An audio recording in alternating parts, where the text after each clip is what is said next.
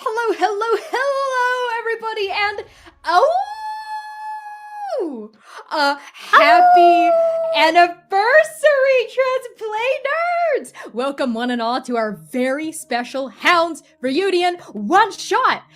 No matter if you are tuning in for the first or Houndredth time, we are Transplanar RPG, an all transgender, people of color-led, dark fantasy actual play channel telling stories set in an original, non-colonial, anti-Orientalist multiverse. This means we stand against genocide and ethnic cleansing and support all oppressed peoples of this world struggling against injustice, imperialism, and colonization.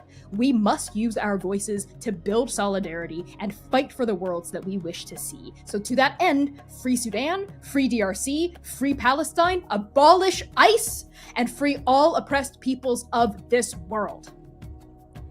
Thank you all so much for showing up to support our story. If you're watching this right now, you are here for the Hounds of Mercy versus ANDAKE'S biggest hole, a very special canon Charity Daggerheart one-shot featuring the titular Hounds of Mercy from the Second Stranger. But before we get started, please allow me to reintroduce my fabulous gay little hounds, starting with Dare. Hi, hello. Oh shit, didn't realize it was me. Oops. Hi everybody, I'm Dare. Pronouns she, they, they, it. I am the internet's resident polyamorous problem. You can pretty much, I don't know. I'm here, I'm gentle. There's so many things happening in my brain, and I'm just glad to see all of my favorite people. Who do I throw it to? Your beloved. Oh, hey, hey, it's my beloved, Quinn. Quinn, take it from here. Oh, hey, thanks, babe. Hi, hello, everybody. It's been a fucking minute. I'm already swearing, it's fine. Hi, I'm Quinn. My pronouns are they, them. I will be playing Sitlali, whose pronouns are still they, she, I think. I haven't asked her, actually. Oops.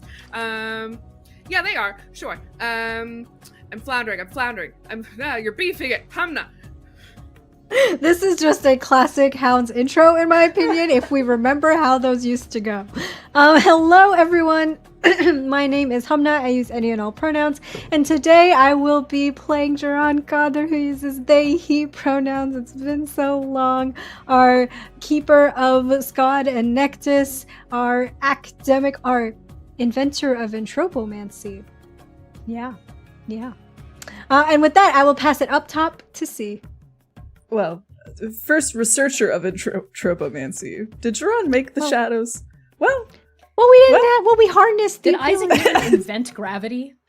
All right, fine. Discovered. That doesn't sound accurate either, actually. You know who did invent something, though?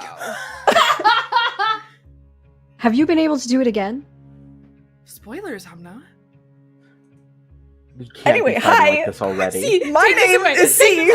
Hello. Hi. My name is C. I use they, them pronouns, and you can find me making very trans, very gay art on the internet at C Plays RPG. I'm so excited and weirdly nervous to be your one and only Okahyen again for this one shot. I'm actually so unbelievably excited. I'm also your producer for this little thing, but Connie didn't tell me what was going on, so I just have vibes in my music, so if the music is a little weird, please be nice to me. Thank you very much. I'm so excited about this, and I'm gonna pass it back to Connie for our little announcements.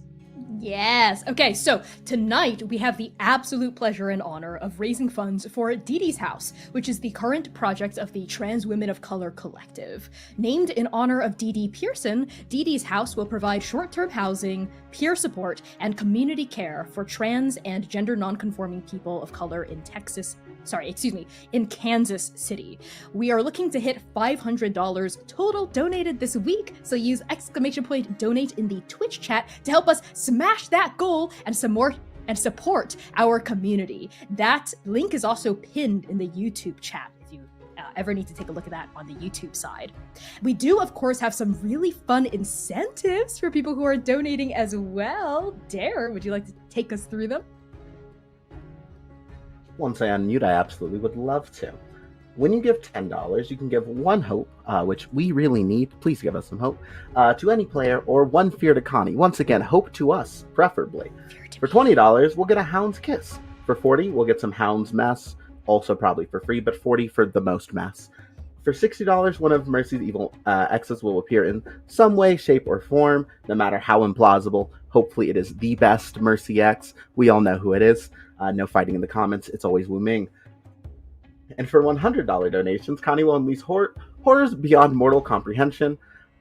Use, donate, and reap the messy rewards. I can comprehend them just fine. Now, Quinn, my beloved, take it from here. Are you ready to celebrate 5 years of Transplanar RPG? My mic keeps resetting itself and I'm so angry because we certainly are. Join us every Wednesday and it keeps doing it. Join us every Wednesday and Saturday in June to kick off half a decade of Transplanar RPG with reruns, special streams, one-shots, and more. We have a full schedule listed on our social media and in our Discord channel, so use !anniversary or !schedule in chat to check it out and join us weekly for more mess. And Hamna, what can we look forward to tonight? So this stream is a canon. Yes, canon. This will have implications. One shot set after the events of the Second Stranger. And it may contain spoilers, or, well, it'll definitely contain spoilers for the Second Stranger. That's the entirety of the show, arcs 1 through 8 of the series. So the spoilers may or may not affect your enjoyment while watching the main series. Make the best choice that's right for you. If you need to catch up really quickly, though, you can use !recap in the chat to get our written recap document and just like speed read through it so that you understand the references and the jokes and everything that's going on. But C, can you give us, as the wonderful Sam Star would say, some self-care tips? I absolutely can. Transplanar RPG is a dark fantasy actual play series that does indeed deal with content that may be triggering to some viewers. Content warnings for this stream may include fantasy violence, blood, body horror, monsters and monstrosity, grief, disreality, heights, tunnels, complex relationships, romance, references to sexual entanglements, crude or sexual humor, youth in dangerous situations, depictions of food, and references to war. But I'm going to let you all percolate and/or read the recap document if you need to, because we're going to go to a quick break to fix that tech thing. I know exactly what's wrong and I know how to fix it, but give me a little banishment in chat if you don't mind. Now's a great time to donate, to give us a few kisses to start this off, if you want. And we'll see you in just one moment.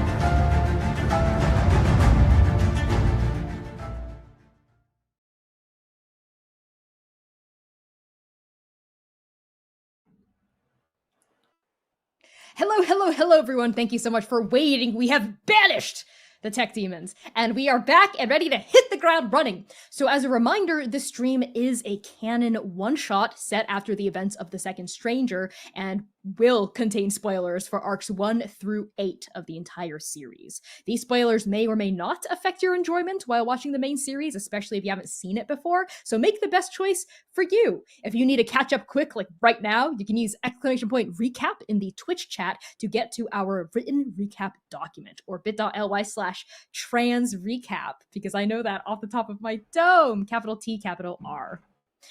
Content warnings yet again. We are a dark fantasy actual play series that deals with content that may be triggering for some viewers. So CWs for this stream may include fantasy violence, blood, body horror, monsters and monstrosity, grief, disreality, heights, tunnels, complex relationships, romance, references to sexual entanglements, crude and sexual humor, youth in dangerous situations, depictions of food, and references to war.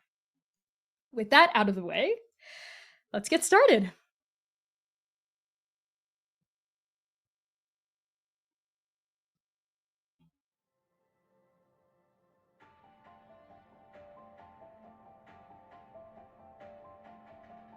The year is 412 AT. Dragon 30. 5 years, 3 months, and 14 days after the stars come back. The Euclid Chasm is a dark, jagged wound in the flesh of Andake. The red-hot steppes and jutting buttes of Talmad's Badlands rise proudly to its west, an endless sprawl of crimson rock under the burning eye of Galtanger. To the east of this yawning ravine, the moist chill of northern Morozan winds blow south across the Ogumor River Valley of Kirtal, a sweeping expanse of lush summer grass. As for the chasm itself, it sits at the broken confluence of these two ecosystems, a gap where there should be land, a gash where there should be scar tissue, a nothing where there should be something. Since the chasm's violent creation during the First Stranger War, though what creation isn't violent, really, it has loomed as a relic of the tenuous present, the forgotten past, and the unknown future. Sitlali, Jiran, Gentle, and Oka. It's been a while, hasn't it? It is 2 o'clock in the afternoon. You find yourselves standing on the edge of the Euclid Chasm. You are a stone's throw from Shepherd's homestead, the zigzagging gulch yawning a half-mile wide in front of you. You can barely see Kirtal on the other side. From your vantage point, it is a mere suggestion of summer grass, a whisper of green against rock. On the precipice of this steep ravine, a warm wind carries the intermingling scents of dry desert, fragrant wildflowers, the aroma of wormwood and horses. A hot updraft rises from the chasm beneath you, but despite this flowing air, the mist that blankets the murky depths does not stir, not one bit. Hounds, you are here for a very specific reason. Your boss/friend/wife, in Sitlali's case, /former plaintiff, in Jiran's case, has gone missing. Yet again. But this time, you know where she was headed, and ostensibly why. After all, Mercy was quite adamant to Sitlali about plumbing the depths of the chasm all by herself in order to, quote, make Jiran shut up about that damn hole! Quote, make Oka realize I can do hole stuff too! End quote. Make Gentle see that the Hounds can still kick ass, no matter what the Andake Business Bureau says. This was 4 days ago. Mercy hasn't been seen since. So here you are, Hounds, all 4 of you on a mission, together, just like the old days. But it's not like the old days either, is it? Each of you has changed since we last saw you in the Badlands 5 years ago, bidding farewell to an old friend and greeting the sun. As each of you stands on the edge of the chasm, what do you look like nowadays, and how are you preparing for your voyage into the depths? Let's start with Sitlali. You hit us with an emotional bomb. Ow, my heart. Sitlali is a little bit taller. Sitlali is like 5'6". It's like a respectable height, but not an overcompensating height. They have their sides shaved. And she is fine, actually. They are shoving another one of these calming candies that Gentle makes into their mouth. They have a pocket full of wrappers of them. And she is deliberately not pacing. Not pacing. But you can tell that she wants to pace. But she is definitely standing still and fighting the momentum. And is just kind of staring into the middle distance of the hole. We pan across next to you from where you are definitely not pacing to find Jiran. Jiran is still 5'10". Doesn't have the capacity to change his height the way that Sitlali does. And they stand with this dark brown skin that transitions into green scaled skins. That transitioned into green scaled skin. He stands there with his iconic long white hair that is today put up into 2 different braids that hang very loosely along the front of his pectorals. He has, as we have seen him before, horns across his crown, all of them broken except for the one in the middle, tied together with Morosi threads. And he has on his right arm a black prosthetic that is made of these black metal filaments that go right up to where the elbow is, at which point the filaments jut out like a lotus flower, greeting Galtanger. And right now, Jiran is standing next to Sitlali with a book open in his hands, a pen in the other, and these small round spectacles on the bridge of his nose, obscuring a little bit those purple blackberry juice colored eyes. And he is tapping the book a little bit, looking over the notes that he has taken. And at one point he turns over to the other side from where Sitlali is and goes over. So, Oka, what were you saying again about what you found down there in the chasm? I can't quite understand it. You said something about a bird that had like a moon on its face or something. The moon was its eye. And we see Oka. Oka's face has been pressed with 5 years of age, softly, like you might press a flower into a book. Their brow is furrowed a little bit as they look down at Jiran's book and then back into the fog rising out of the chasm. Almost exactly the same expression that Sitlali has on their face, a little bit of that concern that's not concern, that's a little bit freaking out, that's a little bit just also kind of annoyed with this whole situation, and their calloused hands are resting firmly on their hips. Oka is and always has been 5'10", 9. Oof. Their eyes are blue, cascading on blue, cascading on blue, blue irises on blue sclera, twinned pupils in one eye, and the other is the god's ever-changing radiance. One that changes every time they blink. And the scar tissue that breaks open this gentle line of their mouth is softer now, even as they grimace, even as old rivers that haven't seen blood in years are now cracked and dry. Freckles cross their face, 1,000 constellations played over slate gray skin. The hair is short now, shorn, always in the way that they've liked. A beautiful sapphire earring dangling off of one of their long pointed ears, beside a simple silver loop. Okahyen, Paragon of Send, Hound of Mercy, Prince of the Kingdom of Tulong, beloved by the End, spends a lot of their time in this hole.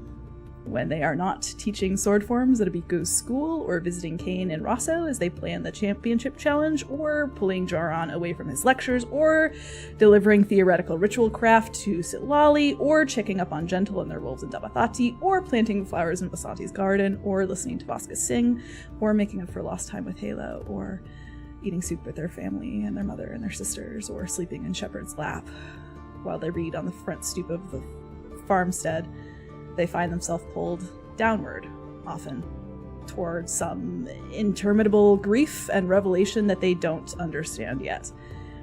Everyone who knows them now knows that look. The hollow grief that sits behind their eyes sometimes, the call of a god toward a world that doesn't exist anymore, singing somewhere behind their sternum. Oka doesn't really know what they're looking for down there, but they go anyway. Because Sen asks them to. They go. But this time Sen did not ask them to. Mercy did, and Oka had turned her down because it is fucking weird down there, and they had to watch her die once already, and they're not really interested in a rerun. But here we are. So Oka turns to Jaron, looks at the notes. They say, big eyeball, not a moon. Exactly. And Jaron writes down, like crosses out moon in their notebook and writes down big eyeball. And you can see that Jaron's body is also less muscular than it used to be from where we last saw them. They don't really go out very much with the Hounds or even the Gentle Wolves on very dangerous missions very much anymore. And so he hasn't had a reason to keep up that physique. But he is still wearing, I think, like his old Hounds of Mercy like leather armor that fits a little bit oddly now on them, but they write that down and then they turn over to where Gentle is standing and they kind of like turn the pages of the notebook so that Gentle can see them. Can you verify this information? You were down there too, right? It was an eyeball, right? I think so. I mostly remember the teeth. The teeth are really the thing that Also, I don't know if you wrote down magic's gonna get real weird down there potentially. Yeah. And I think as we see Gentle sort of like moving the notebook past their face, you see them. Gentle, who now uses they, he, and she pronouns, especially in a more parental way. They've absolutely gotten a little bigger, a little full-figured. They eat more now. They actually try to rest and eat 3 meals a day. They are wearing a bigger version of like the sleeveless tank they used to wear. I think the neckline has also been cut, so it's just like a bit easier to breathe. They don't need to fight as much, so they don't have to worry about fabrics getting caught nearly as often. Their keeper tattoo still very clearly seen, extending down their arms to a couple of, I think, shining bands around their wrists.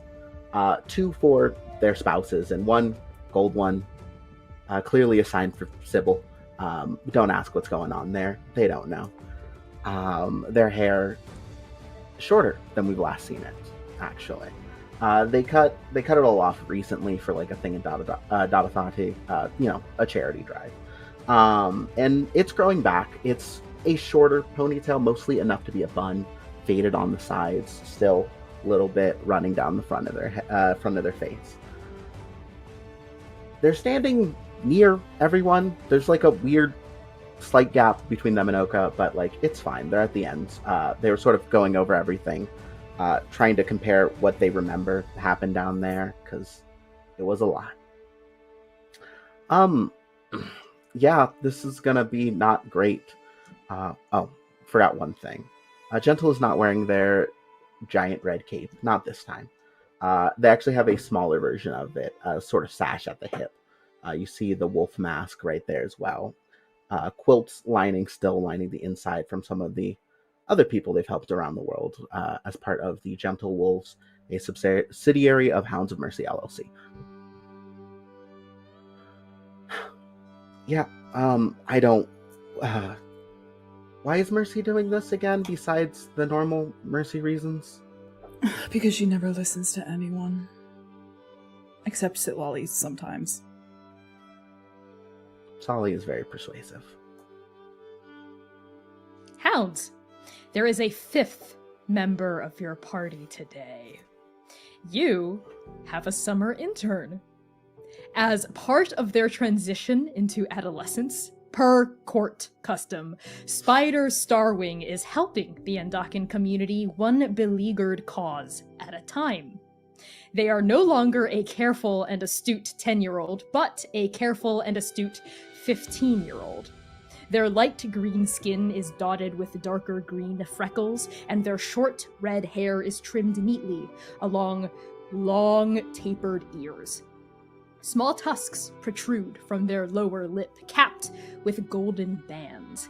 They wear the black and blue robes of Black Spire's most accomplished adepts, and a sash of reeds and cattails designates their status as a dex of the summer court.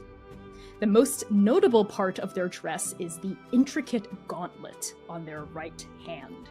A large raven's skull is strapped to the wrist of their leather vambrace, the beak protruding over the back of their hand like a jagged blade. Spider's curious gray eyes are currently peeking over the edge of the chasm as though squinting at the fog would unearth its hidden secrets. And then they say in a meticulous and halting voice, "Can't just one of you go down there? Why do all of us have to go again?" Well, if Mercy is incapacitated, it's going to take more than one of us to make sure that she's rescued adequately, and if more than one of us goes, then we should probably also have others there with us as backup. It's fine if I go by myself, because No, we're not letting you go there by yourself. And Jiran isn't even like looking at you when they say this, but making more notes like in the notebook as they're speaking. No, you're not going there by yourself. You've been there quite often, and I mean, I've been trying to get an expedition down there for ages now. And as Jiran is speaking and like animatedly moving their head, the silver coins that hang off of the end of their braids, a signifier of his station as keeper of Scott and Nectis kind of like jingle a little bit, adding a little bit of a lilt, I suppose, to their voice as they speak. Right. That's the reason. Well, okay. Fine. Spider looks disgruntled, maybe a touch anxious about going down there, and they move back from the precipice and turn and look at the 3 keepers and the 1 paragon. They have worked quite extensively with the Council of the 8 and other world leaders, so they are not as intimidated seeming by your crew as they initially were. They've really stepped into a kind of, now, rather irritated confidence. And then all of you feel a presence. A pressure. An immense strain against the weave, a kind of tension beyond tension, a kind of magic that subsumes every other kind of magic, an inescapable gravitational well of power. And then she's here. Shepherd. Light brown skin, dark black hair streaked with white, a face that is more beautiful and terrible than your mortal senses can truly comprehend. White lab coat, trousers, collared shirt, and the distinct aroma of, well, nothing. Thankfully, Shepard's mortal vessel contains most of their perceptualness, so your party and Andake as a whole isn't at immediate risk of unraveling into an empty void that always was, never is, and forever shall be, but the potential is always there when you interact with him, looming on the horizon like the memory of a dark seed. It's not a threat or an apocalypse. Not anymore. It's just who they are. Shepard smiles serenely at your party, and when they speak, their voice is smooth and flat as a stone in the river of time. Hounds, I do wish I could join you. I enjoy going into the chasm with Oka on occasion, but I do think that this particular journey is one best tread by the 5 of you, and the 5 of you alone. Hey, love. Go. I do think it's best if you stay behind. If we get ourselves into trouble, if it's been more than 3 days, you should probably come down and find us. Heard. I will do my best to remember what 3 days feels like here. The sun. 3 times. Yes, Skultanger. Yes, very well. Though, I have a feeling the 5 of you... Well, maybe I shouldn't tell you. You can give us a hint. Oh, it's Just a all little fun bit. that way. And I do love fun.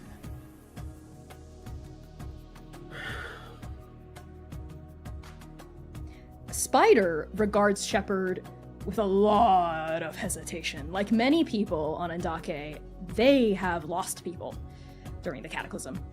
And they are remarkably less warm to this precept than the rest of you. They don't know Shepard as well. It's not like they don't trust her. It's just there's that pain there, right? There's that grief, a reminder of the end every time they look at them. Spider kind of leans and shies away, and Shepard's eyes fall on Spider briefly, who shrinks a little more under their gaze and then softens to greet all 5 of you. Well, don't let me hold you up much longer. Oh, but perhaps there is something I can reveal. A little piece of advice? A suggestion for fun. Try tasting the fingers. Jerron hurriedly writes that down. Don't write that Taste. down. It was Is her seed, right? Don't say it like that. Yeah. Shep, do you think that's something that that was a maybe we different should person more back talk then. about, like in the bedroom? You know? Oh, no, I don't mean in any sexual way. Necessarily.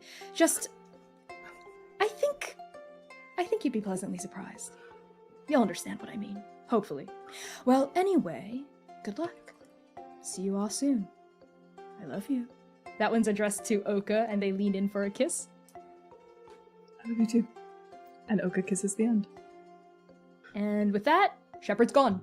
And all that ambient pressure lifts. Jerron will actually pull, as everybody's kind of like getting their stuff ready and all of that, Jerron's actually gonna sidle on over to where Sitlali is, like snap their book shut as they're approaching in a way that is audible so that Sitlali knows that they're approaching, and will so thanks for coming. I mean, I know that you would because it's Mercy down there and you know that's your wife and you want to find her, but you know, I appreciate that you are in some way taking an interest, you know, in the chasm and everything.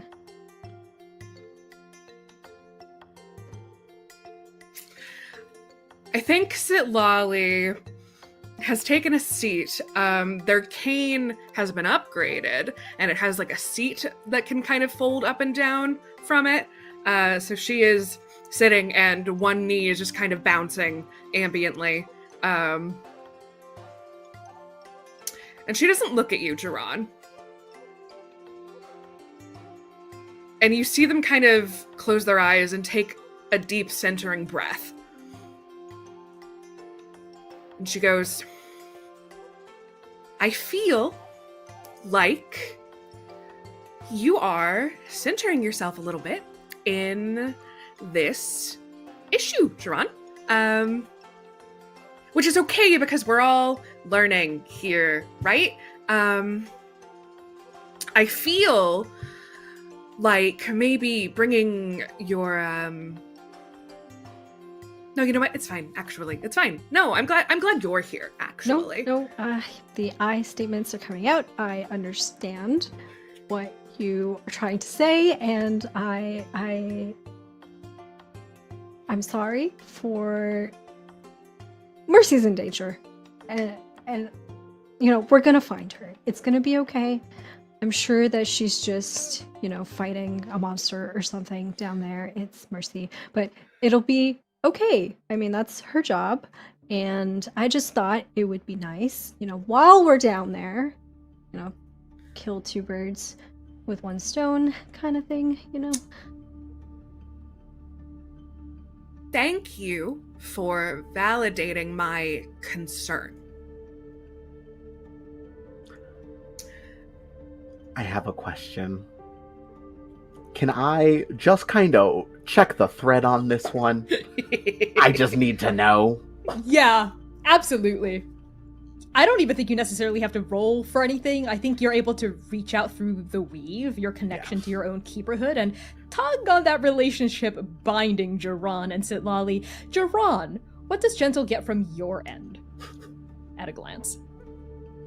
Jiran is nervous. There is a affection towards Sitlali that they are trying really hard to kind of like, it's like a hand reaching out, asking somebody else to hold their hand, but shaking a bit, knowing that at any moment that rejection could come. There's an uncertainty to that request, to that holding out on Jiran's part.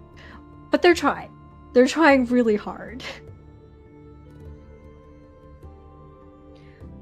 And Gentle, as you tug on that thread, you feel the resonance vibrate down to your beloved, to Sitlali. What do you get from that connection at a glance, Sitlali? If Jiran is an outstretched, trembling hand, Sitlali is two hands folded calmly on top of each other. Mm. The bottom one wrapping occasionally into a fist.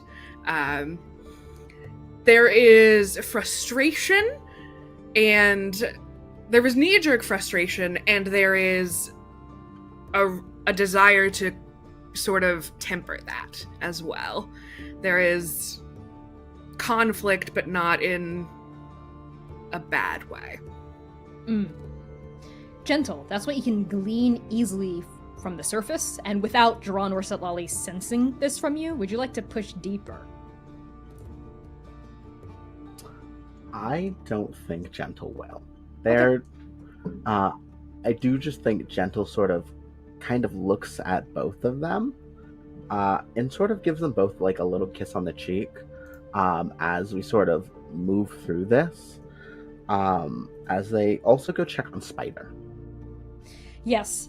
As everyone is making eye statements and a very clear kind of tension or conflict is suffusing the air, Spider is muttering to themselves, I feel uncomfortable and I would like to get started.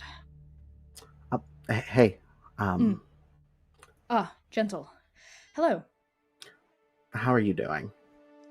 I am doing fine. Okay. I am eager to rescue Mercy. Fair. I will say, and I think Gentle's like way more casual about this than I feel like a lot of the Hounds are when it comes to navigating emotionality. Kind of, the threads make it a little bit easier now. If you are nervous about anything, you can talk to us about it. I also wanted to offer you just a little bag of these candies. They tend to help when the anxiety or the stress hits, and this isn't gonna be the nicest dungeon cave delving I've ever experienced. Thank you, Gentle. That is very kind and thoughtful of you, as behooves a keeper of your status. And the Dex reaches forward and accepts the candies from you, kind of almost like stilted formality in how they interact. And as they place the candies kind of in a pouch attached to their waist, they say, the former Duchess Starwing, now retired of course, mentioned that one of the best things to keep in mind when collaborating with like-minded adventurers is that, for the sake of the mission, differences should be set aside. And at that, they raise their voice slightly. I understand. I'm gonna tell you now. The differences will clash, and that is part of the magic that makes us work. Just, there might be a moment where you just kind of need to yell at everyone here. They'll understand. We'll understand. We'll all learn and grow from it. No, I couldn't imagine losing my temper in front of the 4 of you, 3 keepers and a paragon. That would not You'd be... think that. It happens, I promise. Well, I appreciate the reassurance, Gentle. Oka, how are you navigating this? Oka had started to prepare themselves mentally and physically to head down the chasm, starting to like rewrap these kind of cloth bands around their arm. But once they have the first one on, it's a little bit harder to do the second, and their eyes had flicked up to look at Dran and then Sitlali and then Dran and then Sitlali. They looked back down at the ground, said, okay, the break is not going great. And as they start to try to wrap the second one, it's a little bit harder, and they look up at Gentle, I think as Gentle is heading towards Spider, and they open their mouth and then close their mouth. Their cheeks get like a weird kind of pink hue, and they just take it in their mouth and start like wrapping it around. So as Spider says, oh, I couldn't possibly think to raise my voice at you, Oka's like, almost got it.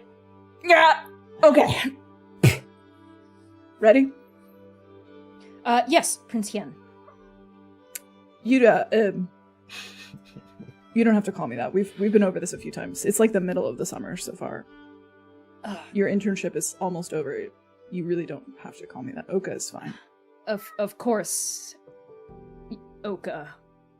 And your name falls very awkwardly out of their mouth. They definitely do not seem like they fit in here with this kind of like closeness, this volatility, this intimacy, right? There's that classic that you recognize, all of you recognize from like an earlier version of Sitlali, that classic barrier, that wall between them and everyone else. That is both physical and emotional. And then Spider turns and peers a little bit over the chasm once more. It's better to just go for it. Understood. Sitlali, you are the second. You make the call. Yes. Spider, did you...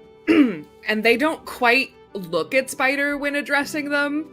And you can tell, like, her spine does kind of stiffen, and she... Old habits die hard.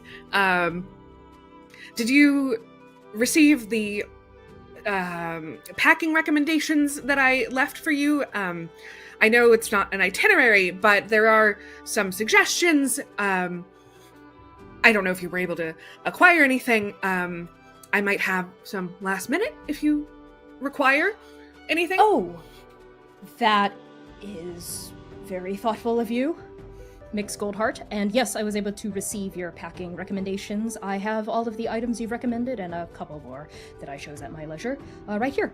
And they fold out to their robe and reach in. Their hand goes through the fabric of their robe, and they take out a couple of like hiking pythons to just like demonstrate the things they've carried. Slide it back into their robe and lower their arm. The robe comes out almost like a raven's wing. Good. And the sort of starscape that oscillates on her chest is very visible through this very low-cut, like, button-up shirt that clings to her curves, and it's... that nebula is spiraling. And she's wearing a pair of high-waisted shorts that have so many pockets on them. They're great.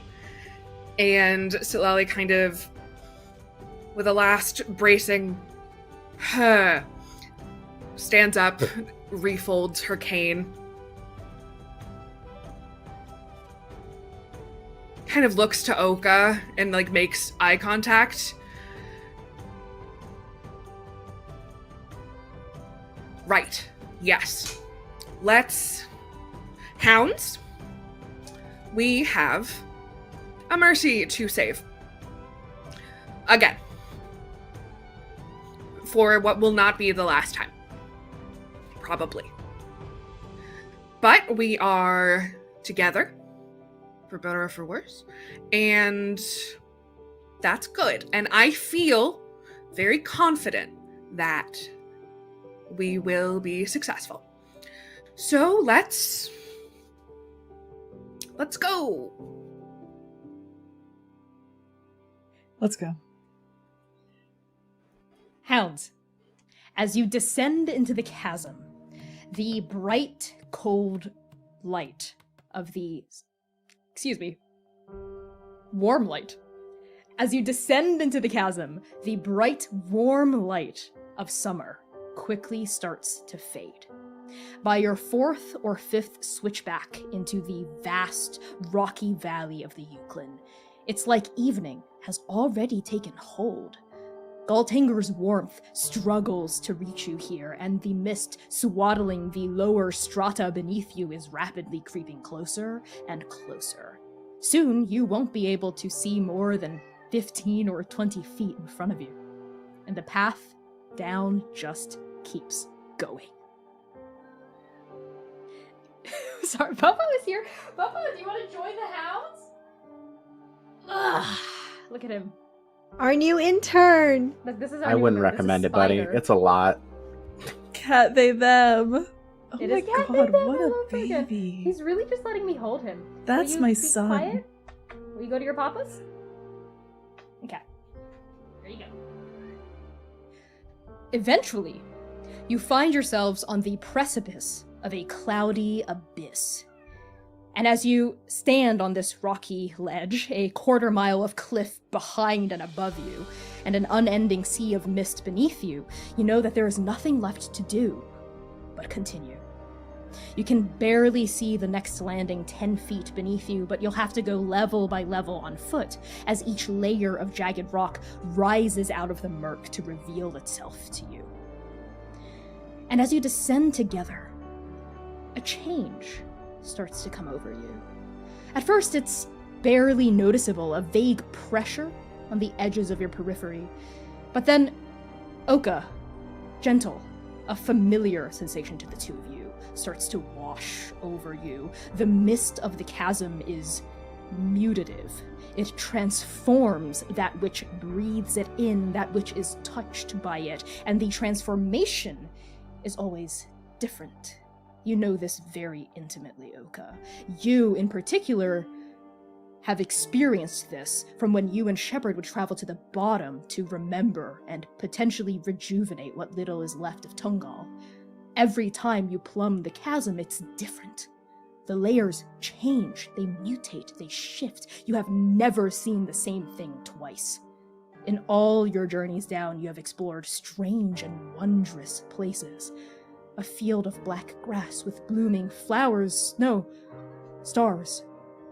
The sweltering heart of a volcanic jungle where the leaves are on fire and the animals are on fire and you are on fire, but nothing burns, it's just cold.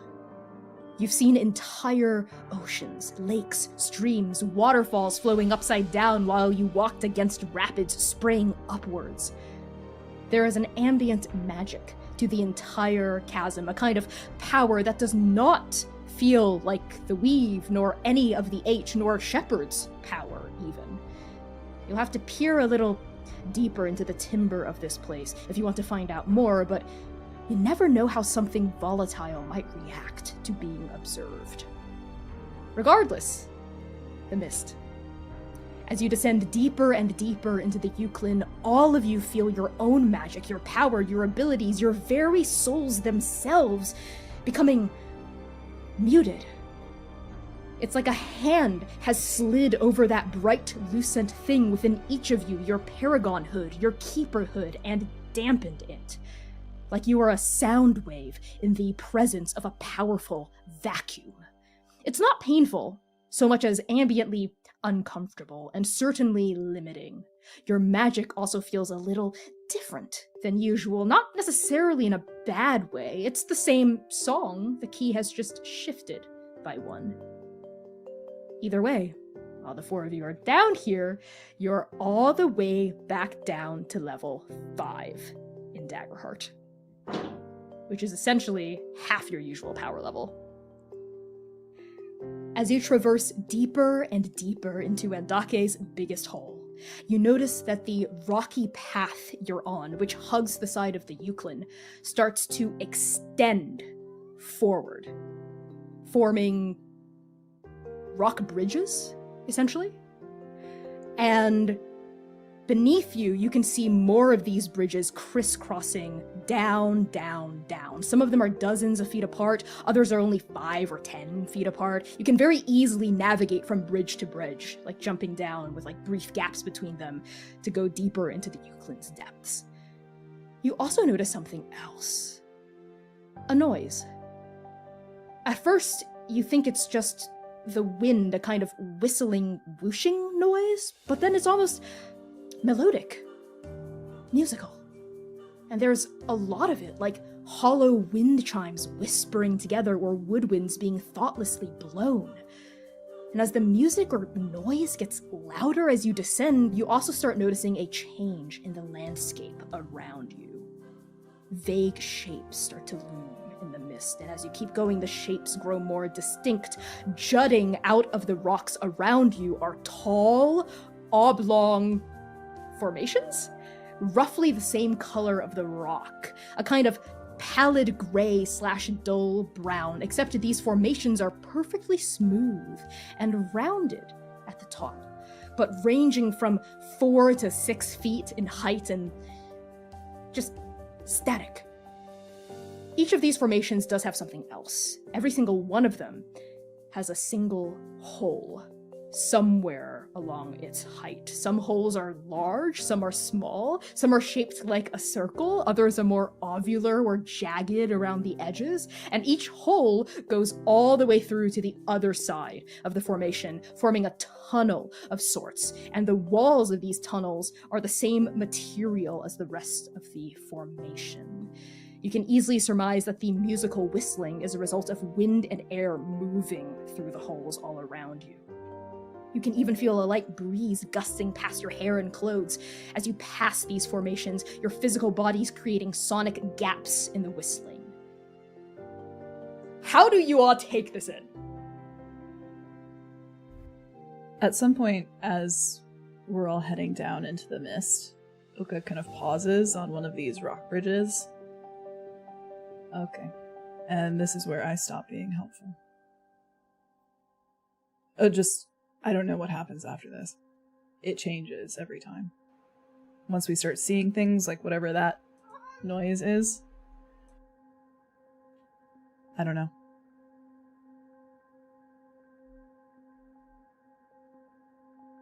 Duran had put the notebook that they were writing into in a satchel, like at their waist, right next to Risk, one of the twin daggers that Kane had made for them and Oka. But when we had landed in this area with these rock formations, these oddly smooth windpipe flutes, rock formations all around us, John had immediately pulled the notebook back out again and started writing everything that he was feeling, everything that he was seeing, everything he was hearing. And I think it's in the middle of doing this that they are flipping back towards the previous page and they notice the note, the advice from Shepard to taste the fingers. And they read it and they look up and they squint a little. Do those kind of look like fingers to you? Objectively, Hounds, yes. Now that Duran has put it like this, they definitely look like fingers jutting out of the ground. Duran, I don't know if you can go around licking anything that looks vaguely oblong. In this case, a precept told us to. Is that all it takes? Is there a precept in the Red Lagoon? And Duran looks at Sitlali, is about to say something, thinks better of it, and closes their mouth. And just after a beat or two of very awkward silence between the two of them, says, okay, well, does anybody else have a better idea? Because I do think that, Shepard, it's their chasm and told us to Do we lick want the to fingers. do we want to like draw straws or something to see who has to go first? No offense, Jerron. I love you. This feels like your scientific intuition is saying that you should try first. And Dron looks at everyone. Is everyone like just looking at them and not? Is anybody? Yep. Okay. I suppose I put myself in this spot. And Dron will snap the book shut again, put it into the satchel, and we'll go up to the nearest finger. Where is the hole on this one? Let's say it's right above where your head is, so you could reach up and like put your fingers into the hole. Okay. In that case, Dron is going to reach up with both hands and pull themselves up. Okay, And Dron, look as soon through- as you touch the lip of this hole, you realize it's not made of rock at all. They look rock-like, but they're not made of rock. It's rather actually quite rubbery and a little squishy. And all of you hear a kind of noise, and like the hole kind of distends a little around from where Dron's grabbing onto it, almost in a myconid way, like they're fungi. Do you still pull yourself up? Dron, I think, like, has the second where they were expecting some sort of give, or not give, the opposite of expecting give. They were not expecting give. They were expecting it to be solid, but it gives. And so I think there's like a second where he stumbles, but then he like grabs on a little bit tighter and pulls himself up and looks through the hole first. Is there anything inside? Ooh, yes. You see a couple of gray chasm rocks scattered about and some like grasses. And you also see little broken bits of glass shard. Oh. Just to peer a little closer, maybe pick one of the shards up. Yeah, I think Jiron is gonna. I think like also he's like telling everybody what's like everything he's observing. So he's like yelling out, "There's like some glass in here," as he's like reaching to pick one up. Okay, Jiron, while you're doing that, the rest of the hounds, are you standing and watching Jiron? Or are you doing something else? I think Sitlali has kind of come on over to Oka and is like, "So have you heard from Kane recently? I haven't. It's been a while, you know." It has been a while since we've had dinner and Rosso all together. Kane is very busy and very distraught about having to choose the next champion challenge. So, coming up. It's just that they haven't answered my most recent letter, and they're normally quite prompt. So I don't know. That's unlike them. They might be doing Which something part? special. Well, Special. Why would friends do something special for each other? we do Acquaintances, special. really. Well, Kane does treat their acquaintances well. So we are known to treat our acquaintances well, too. Well, that is an entirely different matter. I'm sure it's coming. Maybe the Andake Postal Service has been a little, the last few years after Squeak's son finally retired, I feel like it's been a little bit worse. Sometimes my Yes. letters to Dokao get lost. They never arrive. Lost? Yes, lost. I've never had a letter lost before. That's unacceptable. You know what, actually? I found one down here once. One of my letters that I wrote. It was inside of a flower. And Sitlali does make a face very similar to the one I'm making. That's... I hope none of my letters to Kane are down here. Gentle, what are you doing as this is going on? I think Gentle was honestly spending a good amount of time being a little nosy, I'll be completely honest. I think Gentle does eventually go over towards Jiron, though. Okay. Can I fly down here right now? I'm curious. Yeah, you have your shoes on, right? Yeah, that doesn't stop this hole. Oh, right. Right. Yeah, of course. Yes, you can. Yeah, I think while Duran is sort of investigating, Gentle just sort of flies up. How's it going in there? And Duran is like pulling up the shard of glass and like holds it up so that both himself and Gentle can see it. What do I see? So why don't you give me a roll for this? This is going to be our first roll of the game. To empower your roles and certain abilities, you have a feature called Hope. I would just like to quickly call attention to this because that's one of our tipping incentives to raise money for Dee Dee's house. $10 gives 1 hope to a specific PC or 1 fear to me. Someone tipped $90 and says, have fun with the hope. So we have 9 hope in a collective PC pool. And C, Oka has 1 hope from another $10 donation. So thank you for that. To make a check, you roll 2d12. So I'm going to ask you to use either intuition or knowledge to look at this, depending on how you're going about it. Do you mean instinct? Oh, sorry. Yes, instinct or knowledge. Okay, I will use knowledge because that is a +2. In terms of using hope, how much hope are we allowed to add to a roll? Let's see. I'm just gonna make a ruling. You can burn 1 hope per +1. Okay, so do I have to call it after or before? It can be either. I'll be flexible about it. It's fine. Okay, cool. All right, I will roll. I'll add the hope just preemptively because I have a feeling I'm gonna need it. Would you like to help Duran, Gentle, by looking at this? Please. How are Yes, you I will helping? also. How are you assisting? I was gonna ask if I could either roll myself or assist.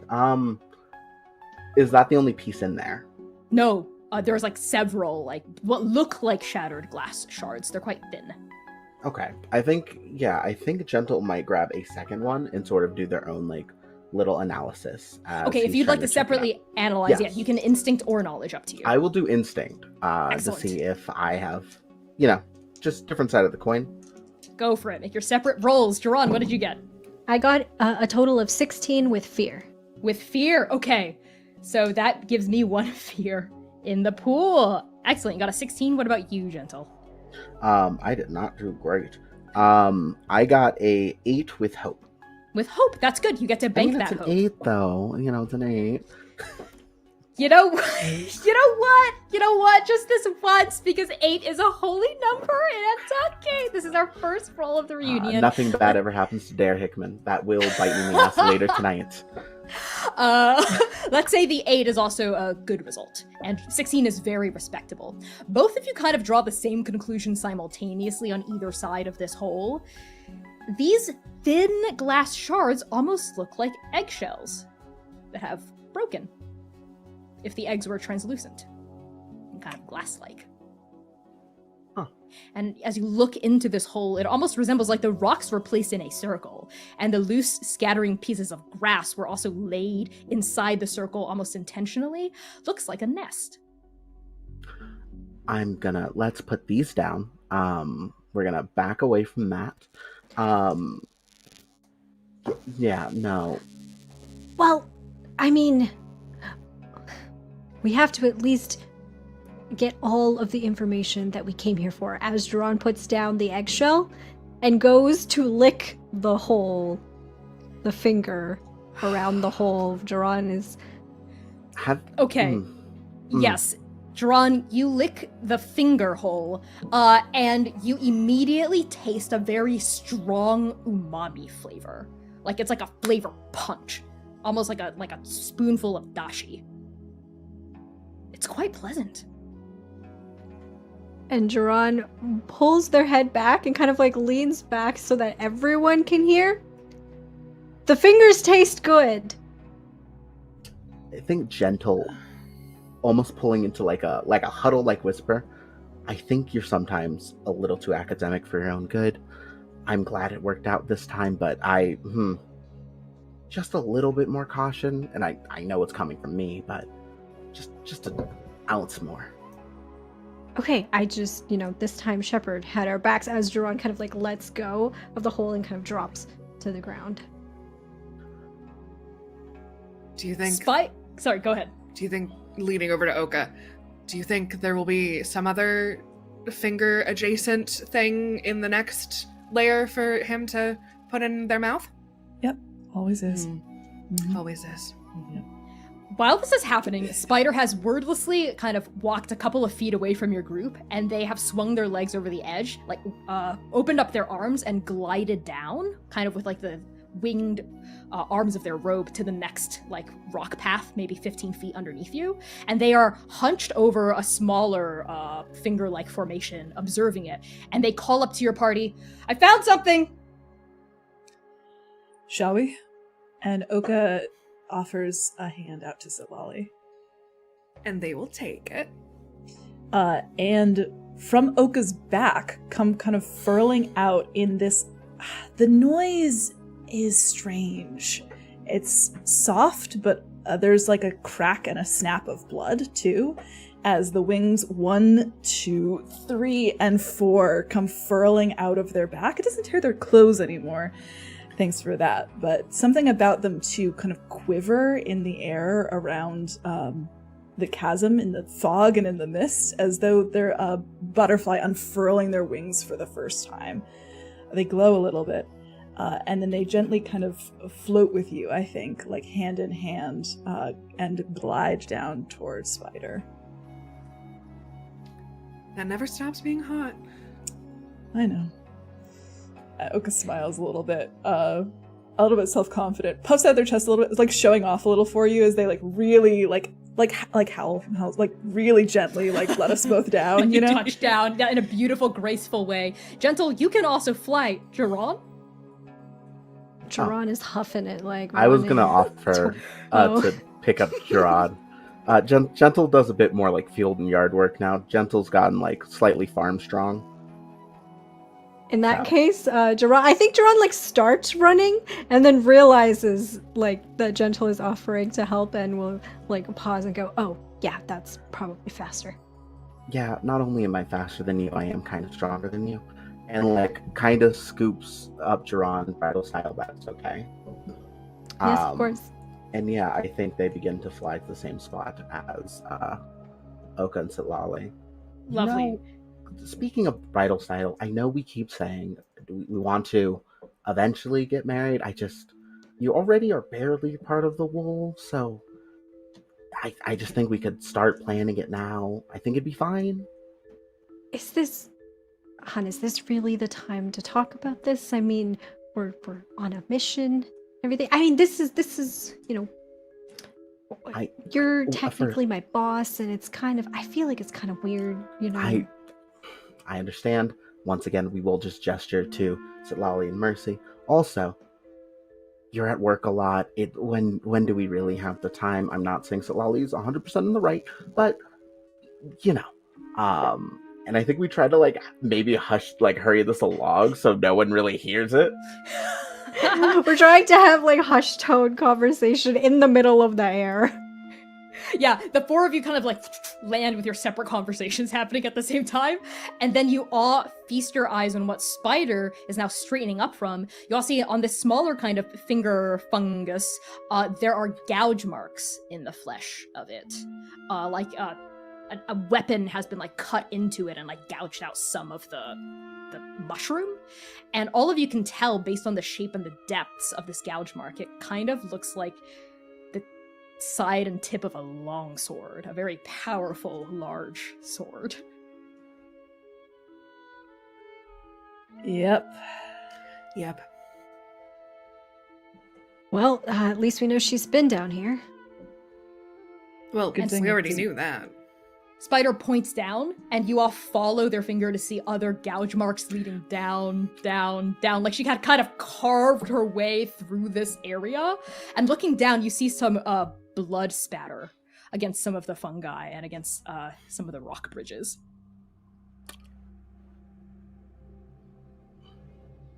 Classically. Okay, do you think you can confirm that that's hers? I'll confirm whatever it is. And Oka takes a moment, centers himself, and then just with a flick of their hand, pulls the blood up off the ground and toward them, and it makes a halo in their hand, I think. And as they blink their eyes a few times, one of them almost looks like Mercy's for half a moment, that gold, as they read it. They twist in the air as though they're reaching through the halo as it like kind of travels up their arm. And I would like to get a feel for what kind of blood this is. Is it Mercy's? I'm very familiar with her blood. Absolutely. You pull all of the blood in your visual vicinity up. There's probably enough of it to... Not enough to be, like, blood loss, but, like, she definitely got nicked a little. Like, some nicks and some slashes, but it doesn't feel life-threatening, which is good. You push your hand through this halo, and all of you can almost hear, like, a tick, tick, tick talking of, like, a clock of time going as you literally reach through time to see what has happened to Mercy with this blood.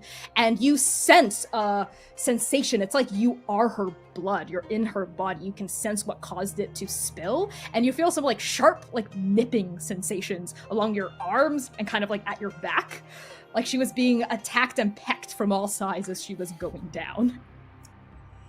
Yeah, she definitely disturbed a nest of some kind and got harassed. I mean, this whole thing is a nest. And the sound, the vocalization, comes from a nearby finger. And peering out of the hole is a creature. It is roughly the size of a pelican, but it has a distinctly reptilian/fish-like face. Its wet-looking skin is a brownish-gray color that blends perfectly into the rocks and fungus. But protruding from its back and extending as it comes out of this hole are these long, flowing, semi-translucent ribbons? Scales? Either way, they are a breathtaking gem-colored hue, each ribbon/scale twice the length of its entire body. And a pair of tiny, stubby little arms protrudes from its pectoral area, ending in tiny little hands with 4 grasping marsupial-like fingers and a thumb that rotates on a hard swivel. And its legs, of which it has 2, are much longer and more muscular, though each ends in thin, raking claws with leathery membranes stretched between the toes, and this membrane also connects to a long, whip-like tail, forming what are essentially bat-like leg wings. And it doesn't have any eyes. It's just flesh. And a mouth. What a mouth. The upper jaw is hard and bony and juts out like an alligator's, but the lower jaw flops open and curls backward against the bottom of its chin, forming a spiral. And it looks rubbery, less like a bony jaw and more like a tentacle. But instead of suckers, there are teeth. Dozens of razor-sharp teeth. And as it lets out the kind of vocalization, almost human-like, its reptilian/fish-like head turns in your party's direction. You can sense the sound waves bouncing off of the wind and bouncing off of the holes and onto your party. And you realize you're standing at the confluence of a bunch of massive fungus trees all around you, alerting this creature to your presence. And as this realization sinks in, very quickly another creature pokes its head out of another hole, and then another creature, and then another creature, and then another creature, and very quickly an entire pack of these creatures starts rising from hidden crevices within these fingers, more than your eyes can track, and they're all looking in your party's direction. But they're not attacking you or swooping at you. Honestly, they just seem curious. Spider freezes. Lolly's gonna take a couple solid steps in front of Spider. Okay, nobody make any sudden movements. We don't want to spook the... Oka mimics the sound back to it. Okay, what are you trying to accomplish? We Establishing are one camaraderie? of it. Camaraderie. Camaraderie, okay. That is a presence or instinct roll. Okay, I can do instinct. Ah! Okay.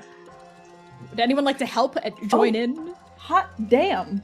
I don't think there's any need to. I rolled a 12 and an 11 with hope, so... Oh my god! That's a 23? 3? I can't do math. 23. 23. That's really good. Yeah, you do a perfect mimicry.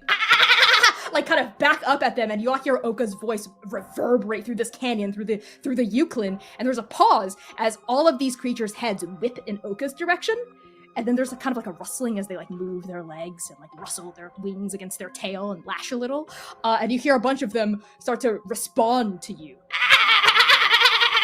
Kind of from all directions, but it doesn't seem hostile. It seems like they're greeting you. Come on, Dron, this is your thing. Yep, I didn't realize that you had been practicing. You're actually quite good. And Duran will attempt to join Oka in mimicking the cries of these creatures. So you have advantage here. That means you get to add a d6 to your roll. Let's say yay. Oka gave you the advantage. So Oka, you can roll the d6. And you can use the number that you get. Duran, make a presence or instinct roll. I'm going to make a presence roll, and I will +6? add in hope preemptively. Excellent. That's a +7 right off the bat. Hold on, I have to do math. I got a 29 with hope. That is more than sufficient. As you also join in, these creatures recognize there's another one of you that is part of the herd, and your combined efforts are so high that all of these creatures will treat all of you as one of them. Like they're gonna just treat you all as part of the pack, as part of the herd.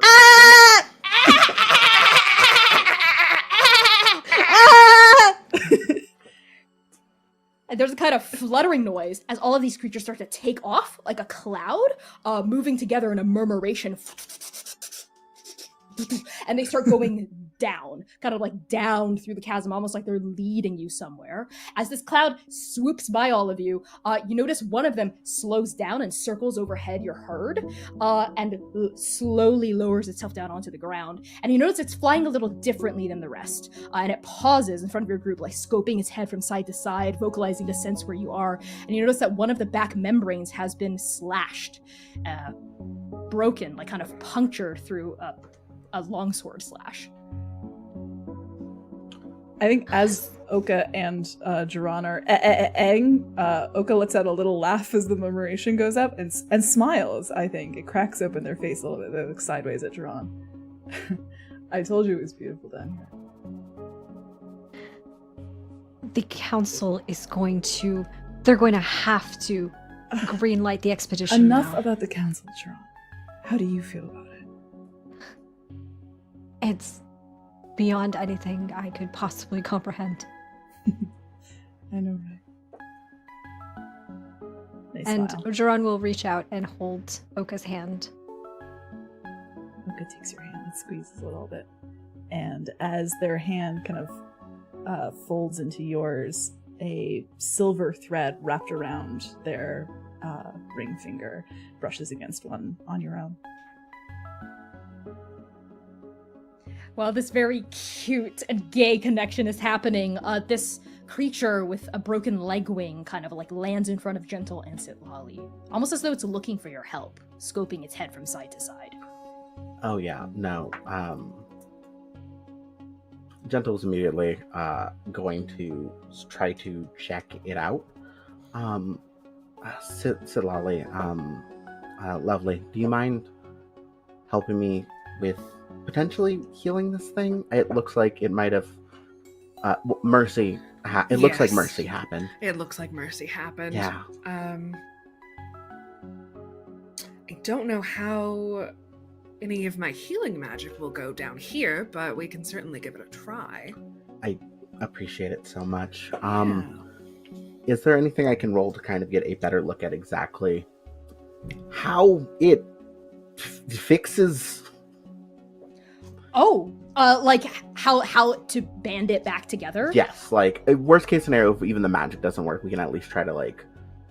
Yeah. Absolutely. Make me an instinct or knowledge check. Boy, Not a very high DC on this. Let's go with We're very instinct. familiar with treating wild animals. With experience, can you add that experience into Yes. it as well? All right, You can, perfect. absolutely. Yes. I I will completely add. forgot about that. Yeah, I will add like Monster Hunter, but bad Monster Hunter, the gentle Monster Hunter. You know. Love it. Okay. Oh well. Okay. Don't love that. Good roll. Didn't love it. So that is a 17 with fear. with fear. Speaking of which, I have gotten 2 fear donations from chat too. That brings my fear up to a 4. Why don't we Noted. just donate so we can see what the X's are doing instead of giving Connie things. We do want to know what the X's are doing. You can tell that the part of the membrane that's been slashed is one connecting the left leg to the tail. So you would just kind of have to stitch it back together like a sail on a ship. It's quite straightforward. Okay. Yeah, I think I start sort of if there's any blood or whatever the equivalent of blood is for this creature.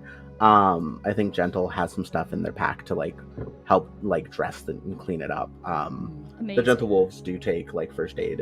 It's part of the orientation. I love it.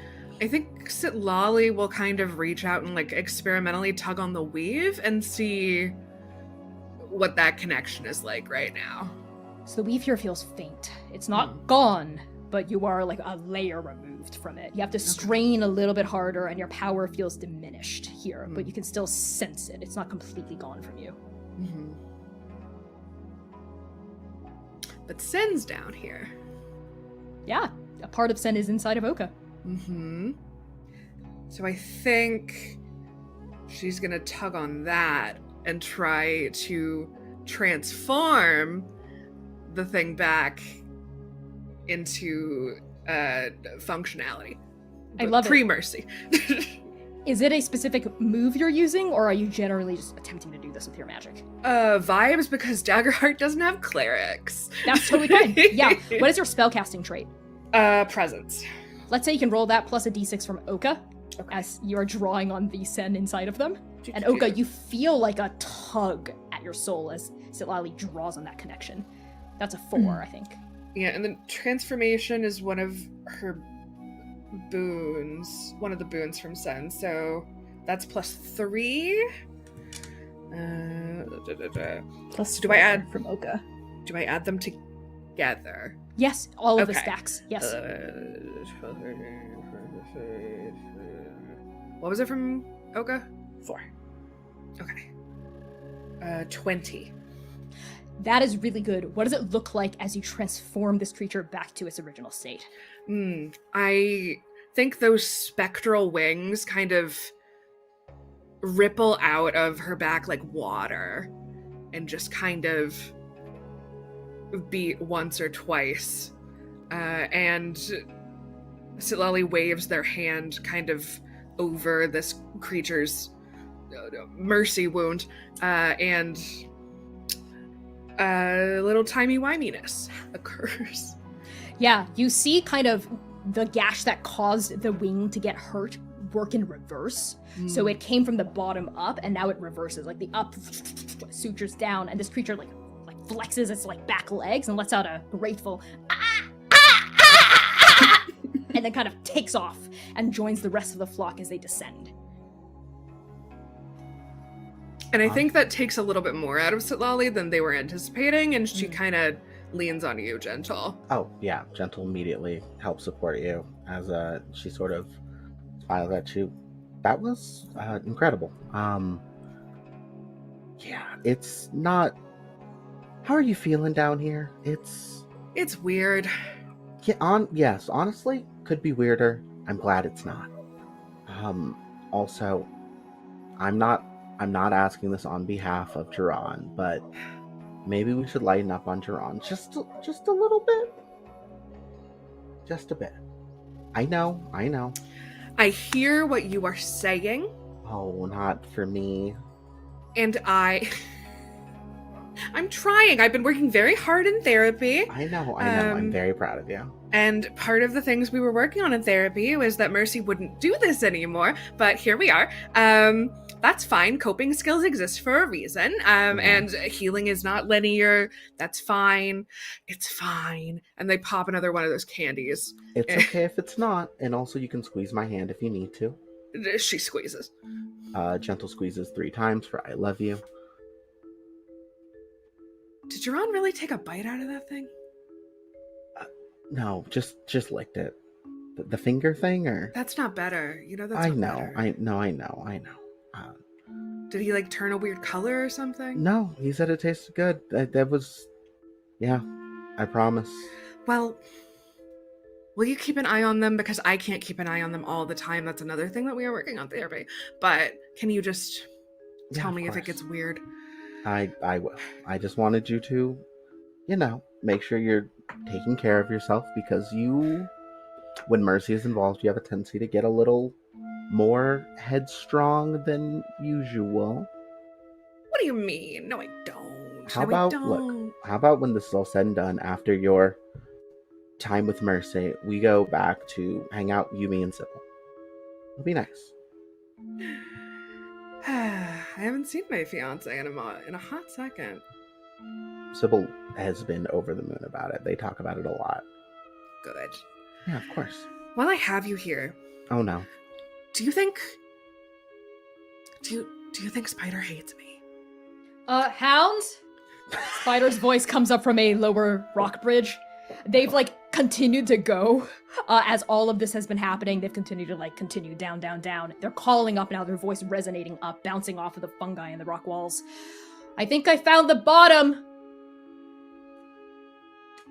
I think Gentle, offers to support you or carry you. And then says, you don't remember how you were when you first joined the Hounds. It's not terribly dissimilar. Maybe with a bit less sharpness. I was normal.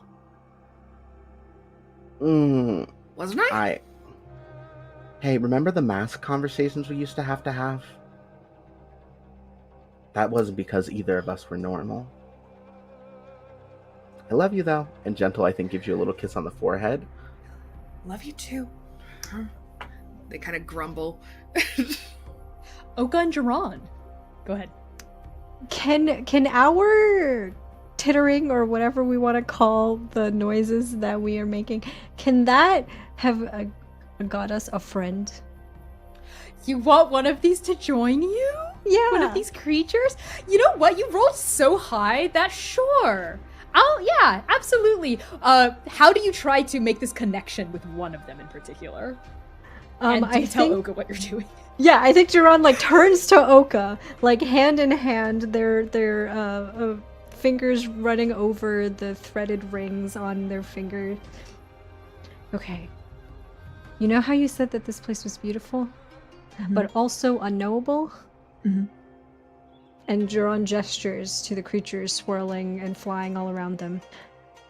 I bet they know. You bet they know? I mean, they live here, right? So whatever it is that we don't know, I bet they know. I think... Okay. I will accept this hypothesis for now. Where are you going with this? So if you said the chasm changes all the time, right? I've never even seen these before. Yeah. Right. So, I mean, if they live down here, though, they must know how to navigate. And if we can get one of them, I mean, they seem friendly enough. If we can get one of them to help navigate us through the chasm, what do you say? You want to help? Sure. Stop looking at me all cute. Oh, and I think Jiran gets a little excited and says, okay. Just like we practiced.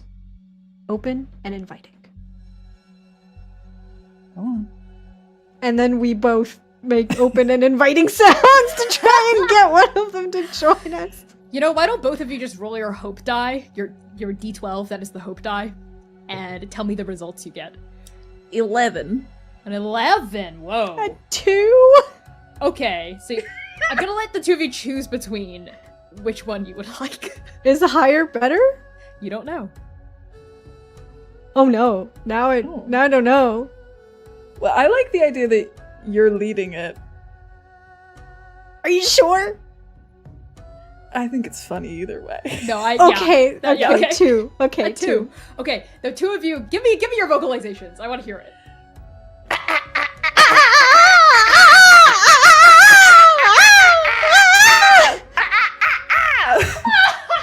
Oh god. Okay, yeah. So the murmuration Chat, was that open and inviting? continues to go, but then the two of you see one peel off from the rest of the flock, and it starts circling over both of your heads. It looks significantly smaller than the rest. A runt of the litter. Everyone else is the size of a pelican. This one is the size of perhaps a parrot. And it lands on your shoulder, Jaron. Oh. Okay. Quite loud, blasts it kind of like along your eardrum.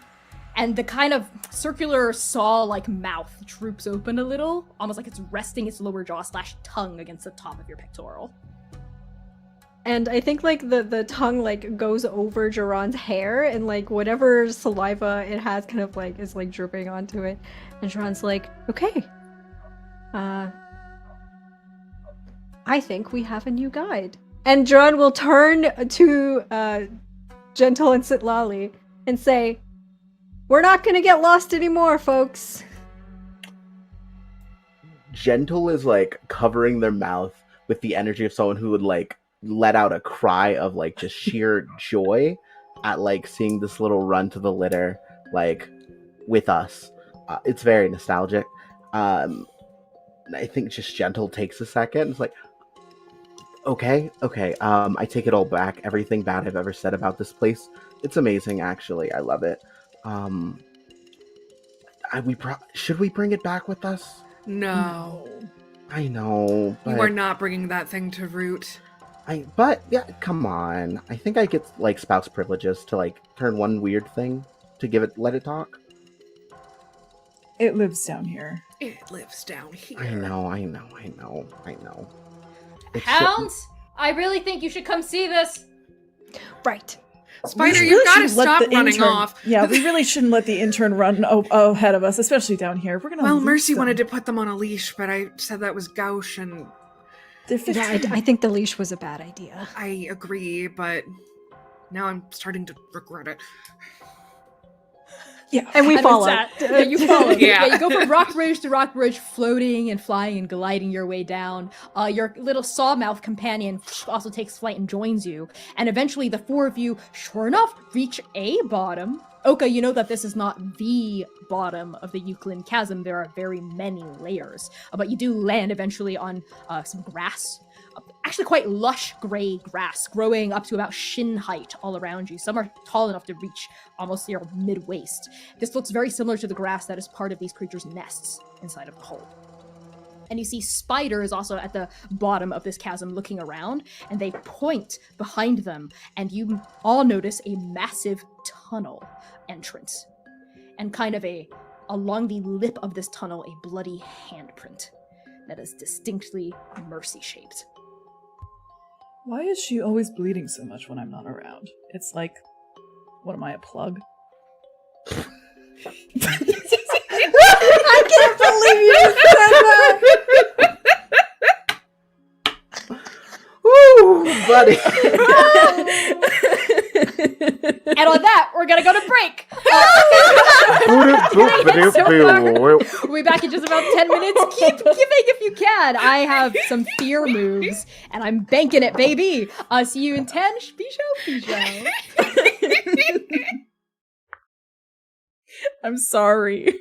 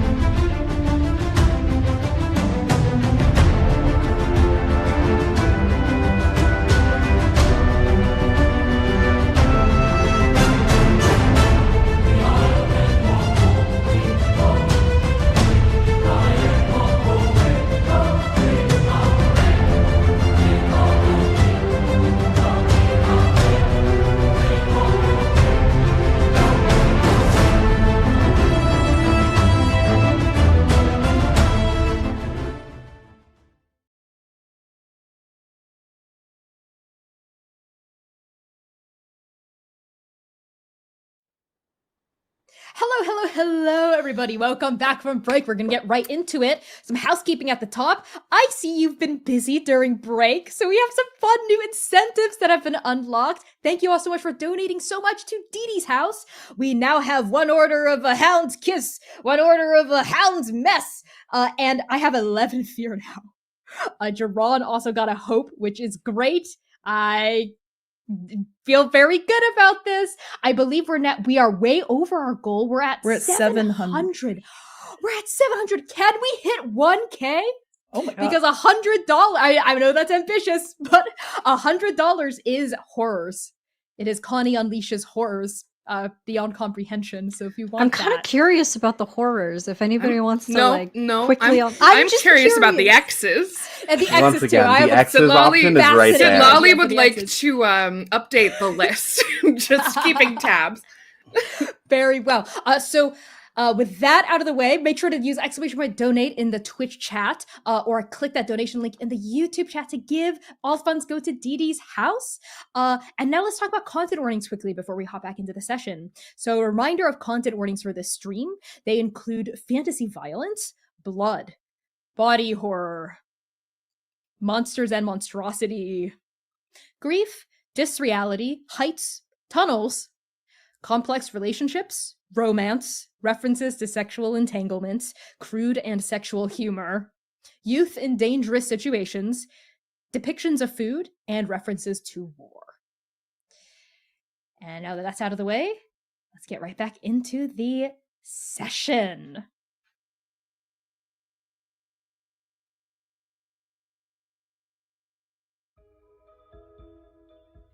Hounds. You find yourselves at the entrance to a massive tunnel, at least 30 feet tall, 30 feet wide, a really, really big tunnel. And at the lip of this tunnel, we see a bloody handprint, mercy-shaped. Oka, you don't even need to pull the blood toward you to know that it's Mercy's blood, and to know that it's from the same wounds she sustained from these flying circular saw mouths. The woman does have a lot of blood. As Spider stands at the entrance to this tunnel, Jerron, the creature, the parrot-sized creature, that has now taken off from your shoulder and is circling low above your heads, it lets out a and it sounds distinctly distressed, afraid even. And you see it swoop away from you, circle again and come back, make the same noise as if it's telling you to get out of there, not go into the tunnel. It seems like whatever's down there is not good. It usually just gets weirder. Okay.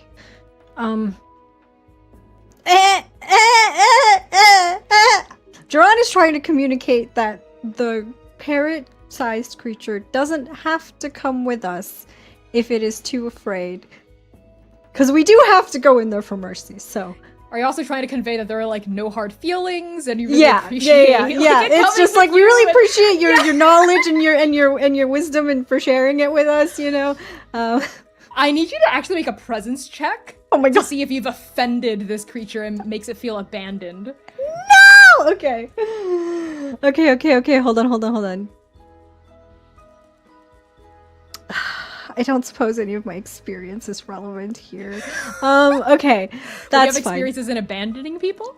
No, I have experience in... So my experiences, just for fun, just to share, are protect love at all costs, knowledge can be found even in the darkest of places, blood on my hands, and risk and reward. And I don't think any of them are relevant unless Connie is feeling nice.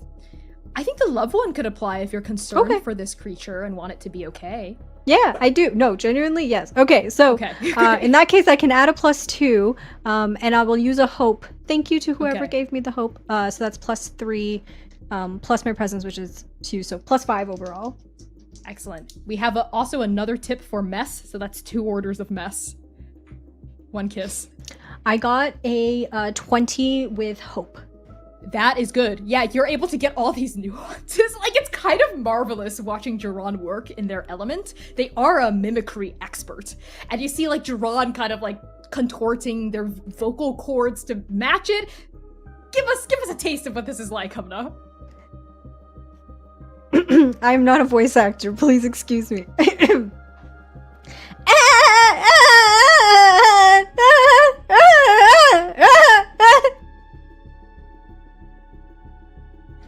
I think as this is happening, Oka has taken a few steps away from you to let you do your thing, and as they kind of are walking backwards, and I think they accidentally bump shoulders with Gentle, and almost like fall backwards a little bit, and they start to like go down a little bit, a little unseated.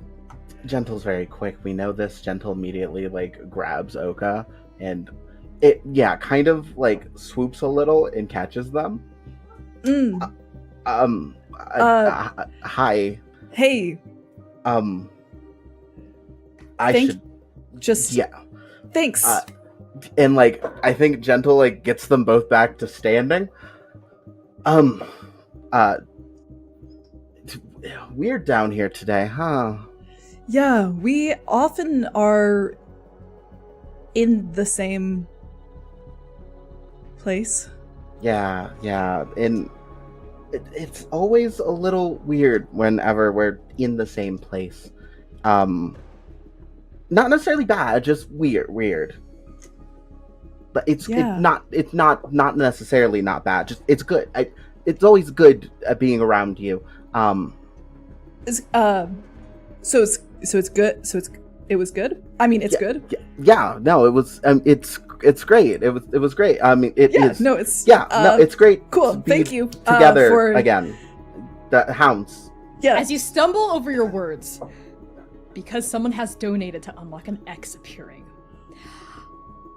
and horrors and more mess. Oh my God. Oka and Gentle, I want you to tell me, where were the two of you when you know, you don't have to and you shouldn't describe it, but just tell me where you were in Andake. I'll let you take this one, Dare. Oh, you're vicious. Yeah, I think we were probably at like Gentle's place / like the extended area with the Gentle Wolves. They have sort of a base now at Dabathati. It is like situated right next to a rebuilt orphanage. There's a greenhouse as well for community gardening. And Gentle does have a small separate area where they like to do, focus on some of the weirder fauna that they have seen, whether that's in the Citadel or that is from the Whole. And yeah, I think Oka had brought a gift. Yeah, I was in the greenhouse. Okay, this happened in the greenhouse? Yeah. Okay, what was the gift you brought, Oka? It was actually something from down here, a strange bloom that Oka had never quite seen before that made them feel really elated, and it made touching. I mean, it made every sensation feel really. Yeah. I thought that it could make a really good tea. Yeah, and I don't think Oka necessarily gave the proper precautions on how to properly handle the plant, and then one thing led to another and another and another. And Gentle, what are some of the plants that exist on the outside garden, not in the greenhouse itself? I dare knowing plants. So you can help, you're a farmer. Outside the greenhouse? Yeah. Some yarrow, some probably ivies, perhaps. Shrubs. Okay. Succulents. Shrubs. Okay. That sort of thing. Okay, great. As we see Oka from this memory walk into the greenhouse, right? We pull out of the greenhouse itself as we hear like murmured voices, Oka greeting Gentle. We pull out of the greenhouse to find Wu Ming weeding some shrubs right outside, like pulling some of the weeds out. And we focus on Wu Ming for quite a long time. Actually for 30 minutes, and then an hour, and then 2 hours, 3 hours as they continue to work outside, and various noises transpire behind them from within the greenhouse. And when they're done, they look up, they look toward the greenhouse, and they smile. And they say to themselves, I'm glad Gentle's having fun. Greatest wife in the world. Love Wu Ming so much. And we come back into the chasm, back into your bodies, back to the present. Right. Anyway, whole time. Yeah. So what's Jerron doing, by the way? Jerron, your buddy has reciprocated your vocalizations, and you can get the sense, because you rolled so well, that your buddy is saying, hey, there are no hard feelings at all. I had a great connection with you while you were down here, but this is where I belong. I can't go into that tunnel. There's something in there. You need to be careful. Do whatever you have to do and get the heck out. Goodbye. I love you.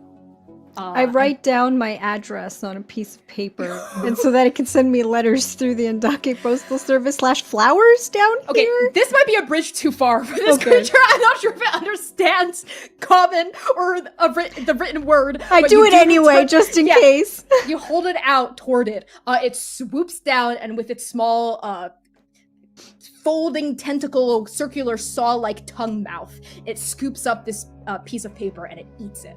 And then it back up and joins the flock.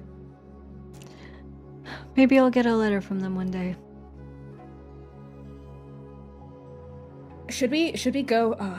Should we go inside and finish this? Yes, we should. And since this is supposed to be an internship, a learning opportunity, No, you don't have to. You don't have to. well, I mean, we should check. What have you learned so far in Jerron. this trip? Me? Well, keeper of Scott and Nectus, I have learned quite a lot about what to do, what not to do, safety precautions to take when interacting with dangerous wild animals. Dangerous being a relative term, of course. This is their home and we are coming upon it. And, best practices for brewing tea. That's probably it. That's a lot, young spider. See, I think we're Loyalty, doing- strong work ethic. I can show you how to do some of the paperwork if you would like. Paperwork. Yes. Sure, yes. Mercy I- does love it when I do paperwork. Are you allowed to do the paperwork? I don't know. She does tell me to make her signature happen Yeah. She does what? What did she have you sign? on some forms. Some forms I don't really know what about. Tax, I Yeah. think. Does she get into the... Registration codes for certain provinces within certain kingdoms. I feel like we will visit that later. And you watch Zitlali package these feelings up and put them in a box for later. Shall we proceed? Yeah. Yes, but you do need to stop running off. It's hard to... Understood. I know Yes. that you're a Dex and I'm not, but I'm a keeper and you're not, and also, let's go. Yes. Certainly, of course. Mixed Goldheart, I did also want to say that one of the books that we are taught from, and they're saying this as they're walking into the tunnel, and you're all kind of like proceeding together. I found one with some of your old notes in the margins, and I must say they were quite illuminating. Ah, yes. I imagine they were.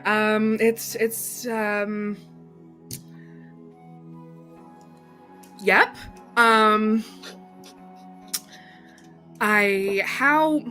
How are you finding your study? Which book was it? A treatise on life and death Hmm. by Volume 7. yes, volume 7. Yes, Volume exactly. 7. Hmm. I did have a lot of opinions about that one.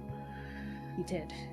At one point, I noticed you even scribbled out some of Monk Junpei's writings and placed in your own opinions, though I do not necessarily disagree with your opinions. Well, I assume even that text will be revised, given the new theological advances we are making. Yes, the Raven Queen does not often literally speak her opinion about the nature of life and death during an apocalyptic event, but when she does, we in the court listen. We take new information in, we adapt, and we adjust our understanding of even necromancy.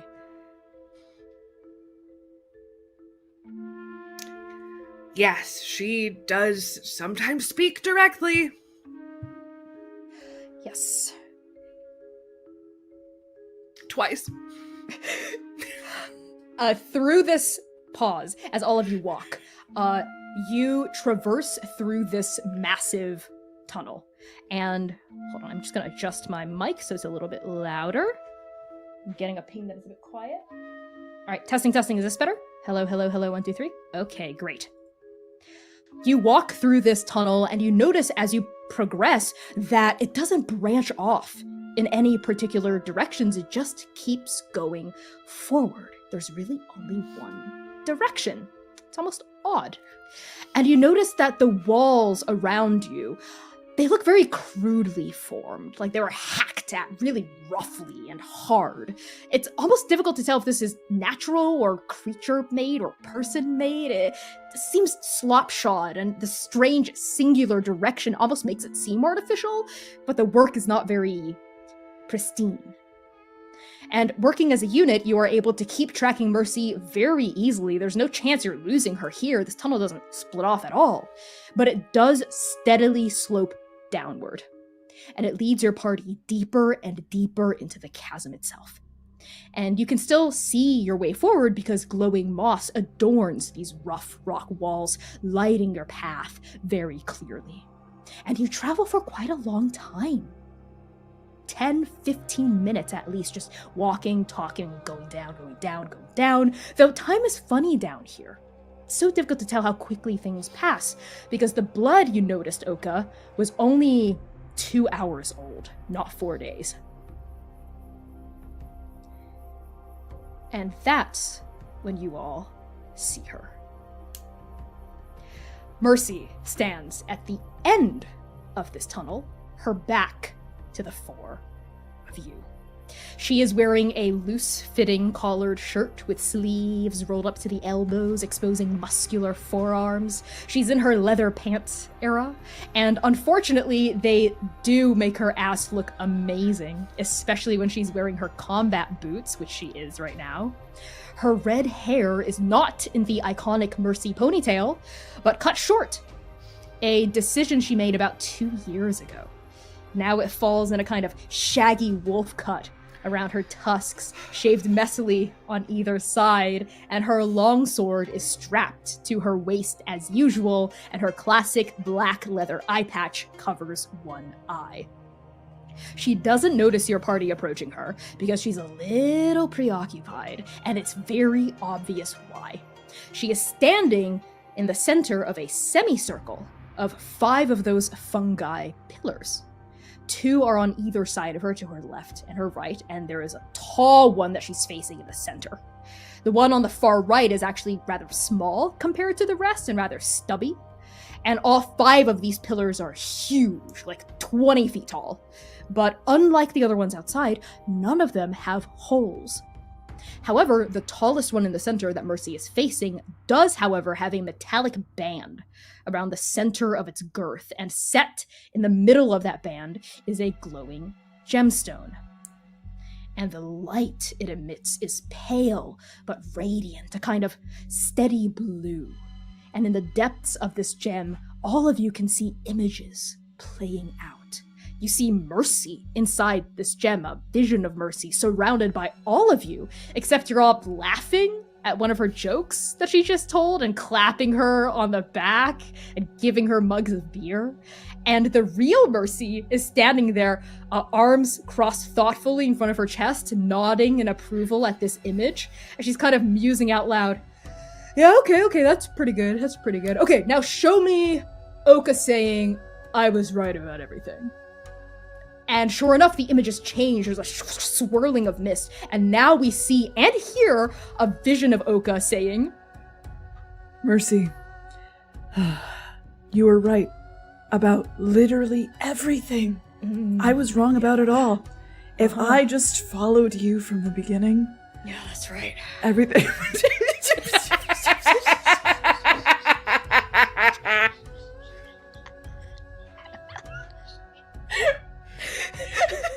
Oka goes, oh my god.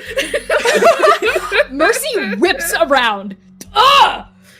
And the kind of vision of Oka just keeps playing, trapped, almost like it's looping on that same phrase. You were right about everything. You were right about everything. But it kind of Mercy, turns you to were right background about noise. everything. What? Oka, Silali, Jiran, Gentle, Spider. Whoa, hi, hello. I didn't expect you here so quickly. Mercy, it's been 4 days. What are you doing? What? It's barely been like an hour. What do you mean, what am I doing? Why are you bleeding so much? I'm fine. And as she turns around, you do notice that her arms are all cut up. Like, you can see distinctly circular saw-tooth-shaped marks all over her body. And her back had also been kind of bleeding a little. Her shirt was a little perforated with it. I'm fine. It's flesh wound. You know, they're like lampreys, those suckers. It bleeds more than it is. It looks worse than it is. Baby girl, we talked about this. Talked about what? Oh, the whole... I'm fine. I'm not overcompensating, Sitlali, nor am I trying to do something rash just when I'm feeling upset or threatened. I did this for... She pauses on the word you. It doesn't quite come out, but all of you can sense she wanted to say, I did this for you, toward you, Sitlali. But she pauses. All of us. I did this for the Hounds. Did what? Exactly. I was gonna come down. Well, you kind of ruined the surprise. I was gonna come down here to the Euclid, do something amazing, you know, something incredible, something truly heroic. And that would restore the Hound's good reputation in the eyes of the Andake Business Bureau and everyone else, the Council of the Eight, every single kingdom in Andake. And it would maybe make Jiran shut up about his hole for once. If someone else did something with this hole, and maybe prove to you, Oka, that maybe, you know, you could shut up a little bit about this hole too. Because maybe you're not the only one who knows everything about this hole. I think it'd be good for other people to know things about this hole. And Gentle, I think it'd be good for you, because it'd prove that we're relevant. The Hounds are relevant. The Gentle Wolves are a subsidiary, for crying out loud. And No, it doesn't make does sense say that you're... that on the sign. Exactly. It is a good reminder that the Gentle Wolves are a subsidiary of the Hounds of Mercy, and that the Hounds are a worthy entity to be a subsidiary to. And I really didn't know you were gonna be here, Spider. This really has nothing to do with you. In a negative way. I mean, there are things that should do with you, because you're an intern, and you should be involved in Hound's intern business. Mercy, if you wanted to help me get approval for an expedition to come down here, we could have talked about Oh my that. god, going your by yourself- expedition! Your damn expedition, Jiran! That's all you've been talking about for the past 3 years. Probably even more than that. Well, Oka just keeps coming down here. What? Me? Well, yeah, I come down here because I... Go on. But the two of you are obsessed with this damn hole. I guess I just want to see what was so special about it.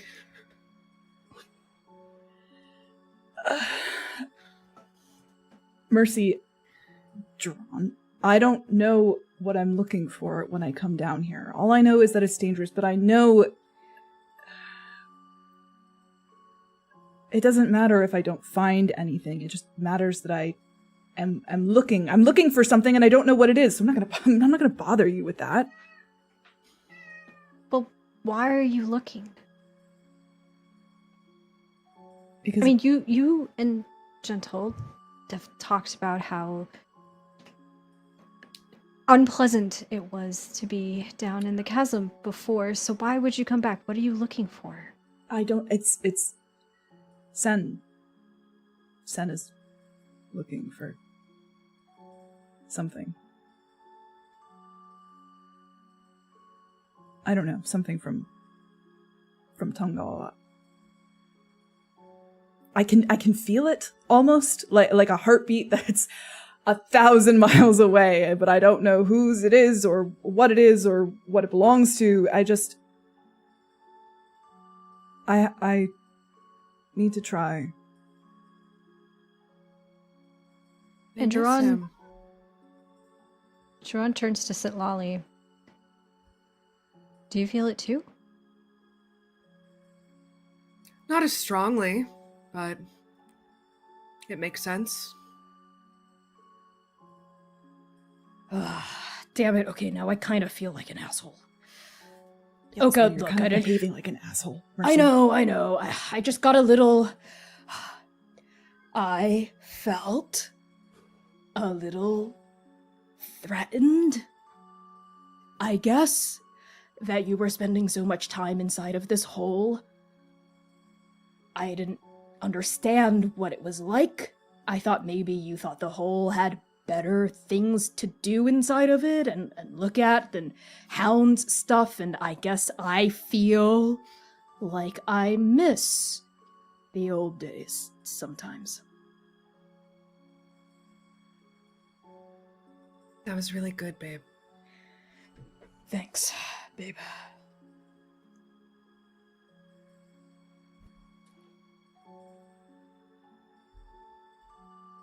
Thanks. That was actually pretty good. Mercy. I appreciate it. And look, my whole idea for coming down here wasn't to just recklessly throw myself at danger. I know what I can handle, I know what I can't handle, and dying was really terrifying, and I don't ever want to feel that way again, so I was gonna leave when I knew I ran into something I couldn't overcome. Those flying things, did you encounter, like, how did you get away from that so fine? Yeah, I don't see any cuts or bruises on any of you. God, those little things are so annoying, aren't they? Anyway. They're our friends. What? Oh, of course they are. I didn't know that they would be so protective of their fungus trees. I cut off a few chunks because it smelled really good. They taste really good too, actually. How did you... Jerron, you need to stop putting oblong objects in your mouth. I'm always Just saying this. willy-nilly. I know. Did Shepard told... Never mind. Shepard told... Anyway.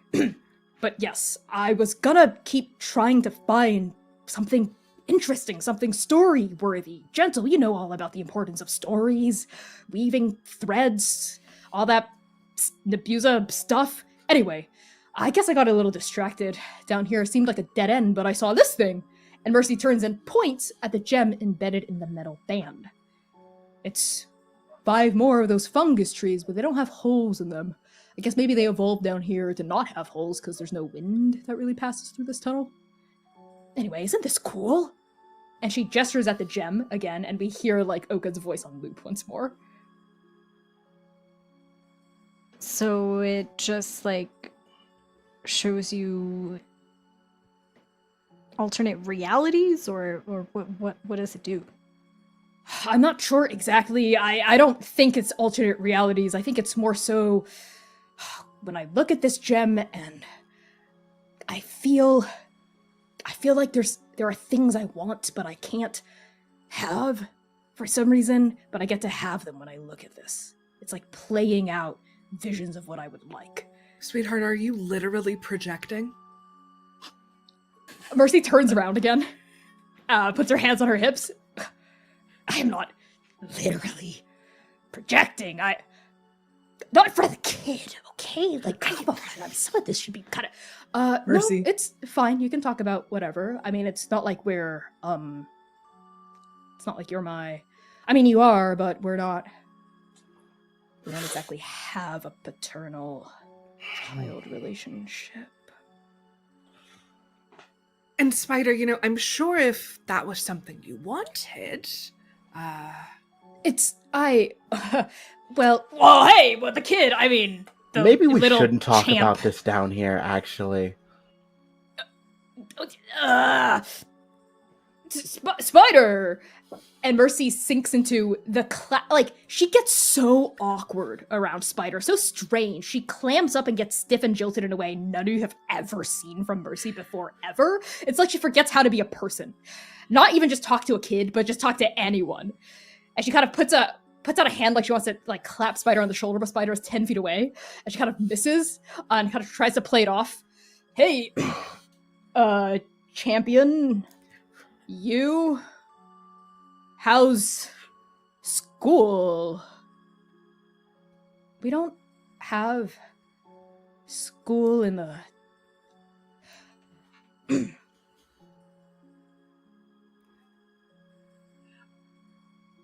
Oka is watching in complete abject horror. They had something to say, and it died in their mouth as this started happening. Abject horror. And Mercy goes, okay, listen, I know I've been kind of weird, but... And then the ground shakes. Loose pebbles dislodge from the ceiling, peppering onto the stony floor, and all at once, all 5 pillars move. They tear themselves free of the earth around them and flip forward, smacking down to reveal a palm, knuckles that bend, and you realize it's a massive fucking hand. Each finger 20 feet long. And Mercy, who is kind of in the middle of the palm, she gets smacked by it forward as she is flung 6 feet toward your party. She kind of hurtles into whoever is in the very front of your group. Is that Oka? Oka tries to catch her, knowing that this is absolutely not going to work. Oka, make a strength check for me. Yeah. I'll just do that. Done. 14 with hope. Oka hopes that it works, and they know it will not. You're able to break Mercy's fall, but both of you do kind of fall onto the ground, right? So none of you will take, she will take reduced damage from that a little, but you are also going to take, mark 1 stress for me, please, as the physical strain of this, getting knocked onto your back. Mercy's on top of you.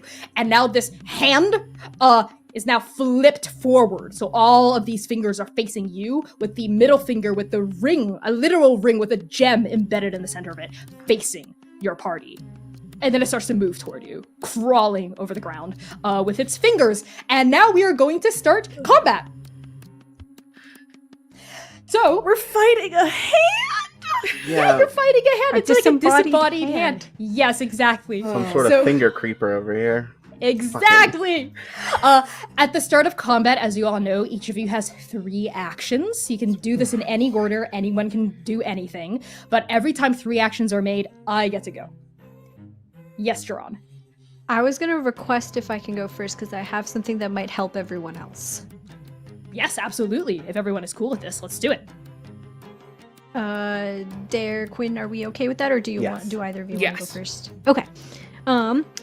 In that case, just a quick clarification for myself. It's just Mercy and Oka that are bound by the hand, or is it everybody? They're not under the hand. The hand kind of like the force of it flipping itself forward, created like a dome around them. No, it kind of just flung Mercy forward. No one's trapped underneath its fingers yet. Gotcha. Okay, gotcha. Heard. As this creepy ass hand comes towards us, I think Jaron springs into action. As we all know, Jaron is a professor of entropomancy and has been studying, alongside Shepard's help, oblivion-based magic for quite some time. Shadows, the end of all things, the nothing that makes everything, and also it's all a lot. But Jaron has been studying it, and so I think what he does is he kind of takes his hands, particularly the one with the prosthetic, that allows him to cast magic, and he takes one of the lotus petals off of his prosthetic arm and waves it up into the air in front of him in this sort of like runic kind of motion. And across Jaron's otherwise purple-colored eyes, shadows start to form, and they go completely black as he casts Shadowbind. This is a domain card that I have. It is a level 2 spell that if I make a spellcasting roll against all adversaries that are within very close range, and I would like to get very close range into this creature, I am trying to bind it in place with shadows. And for the purpose of this, I guess I'll let you decide how to adjudicate it, but like every single finger will have its own kind of like bind into the ground. Cool. There's 5 total. Okay, yeah. Yes. Do you get to target 5? It It's like any says number, right? all adversaries within very Perfect. close range. Love it. Okay. So my spellcasting ability is finesse, so I'm gonna make a finesse roll. And I'm gonna say, if it's okay with you, that my experience about knowledge in the darkest of places being relevant. Yeah, sure. We are in the chasm, and you have studied the chasm, if only from afar, theoretically, Awesome. at this point. I'm gonna use a hope as well, so that'll give me +4 total. Please, dice, be nice. Okay, I got 18 with fear. With fear, that is not sufficient. On a miss, here's fate's bargain for you. You can choose to hit anyway, but in return, I will get fear. Yeah, I'm gonna take it. You can have Great. more fear. I have 13 fear now. All right, what does it look like as you bind this creature in place? The runes start to form like a chain link, and each link of the chain shoots off and crawls into the ground and then skitters towards each of the fingers of this hand, and then rushes up in a shadowy sort of like metallic link that forms around each of the fingers, holding it down into the ground so that it cannot move anywhere, and it is restrained. Okay, how does this work? Can it try to break free with action? It says temporarily restrained, but it doesn't tell me what makes it not. That's fine. Okay. Okay. I think that means you all get to kind of go, and it can't move in between. It's like stuck in place, but it might try to break free on its turn. Okay, cool. Okay, that is the action Jerron takes. Who's next? I would like to go next, if that is okay. Go for it, Gentle. All right. Well, Gentle's got, you know me. Gentle's got some bullshit. Yeah. So I am going to take a stance. A stance of violence. I'm going to take a stance called infuriating, in which I'm going to try to make this thing very annoyed with me. I think to attack it, it's the 2d12 as well. Yes, 2d12. Everything is 2d12 unless Cool. it's rolling damage. Can I add my experience as a monster hunter to this? Yes, absolutely. Beautiful. Would infuriate basically aggro you? Like it would.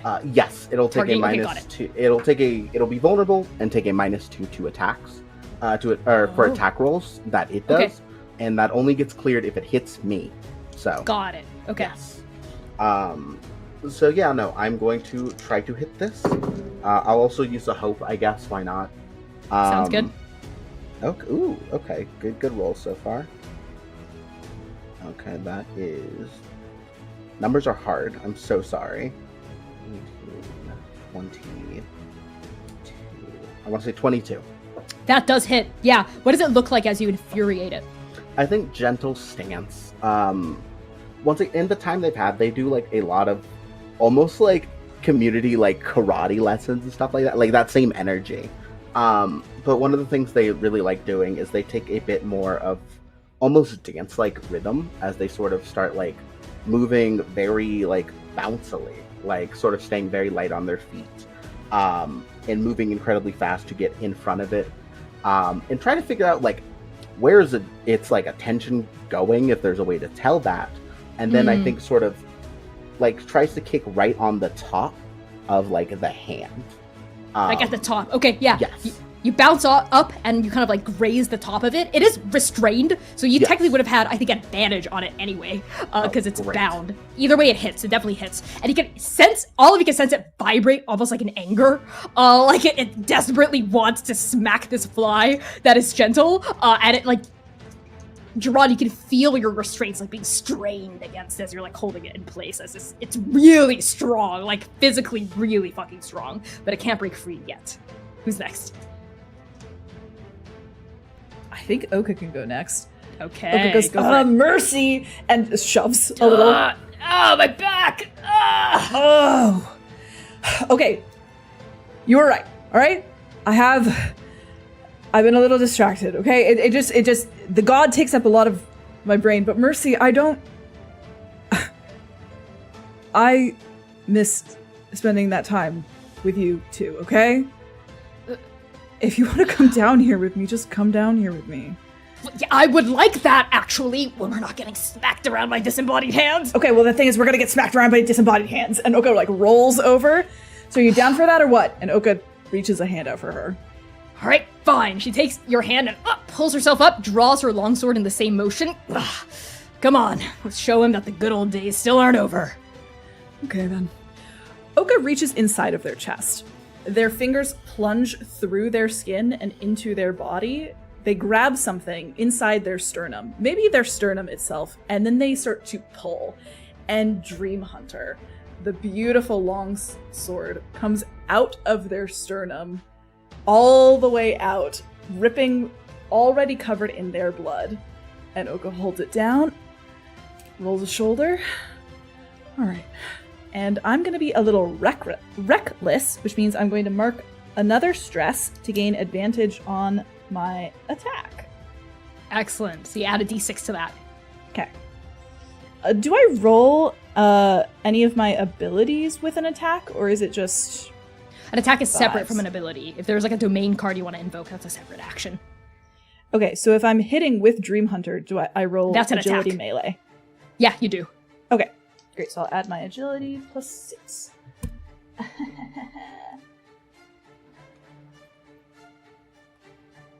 Unnatural. Well, I guess it's not. 20? That hits. That just hits. Yes. Where are you targeting it? One of the fingers. Which one? The one with the ring on it. Okay, are you cutting above or beneath the ring? They're gonna kind of stab down, like they're gonna ride. You're gonna I can't say ride that. its middle finger. Yeah, I'm gonna ride the ring finger. You asked. I also, this particular feature of Dream Hunter now has the painful feature. Every time I make a successful attack, I mark another strain. Okay. So Oka's nose starts to bleed as they plunge the sword out of their chest and into the finger, leaping up and on it. And my damage, I should have gotten more dice, is 2d20 plus 7.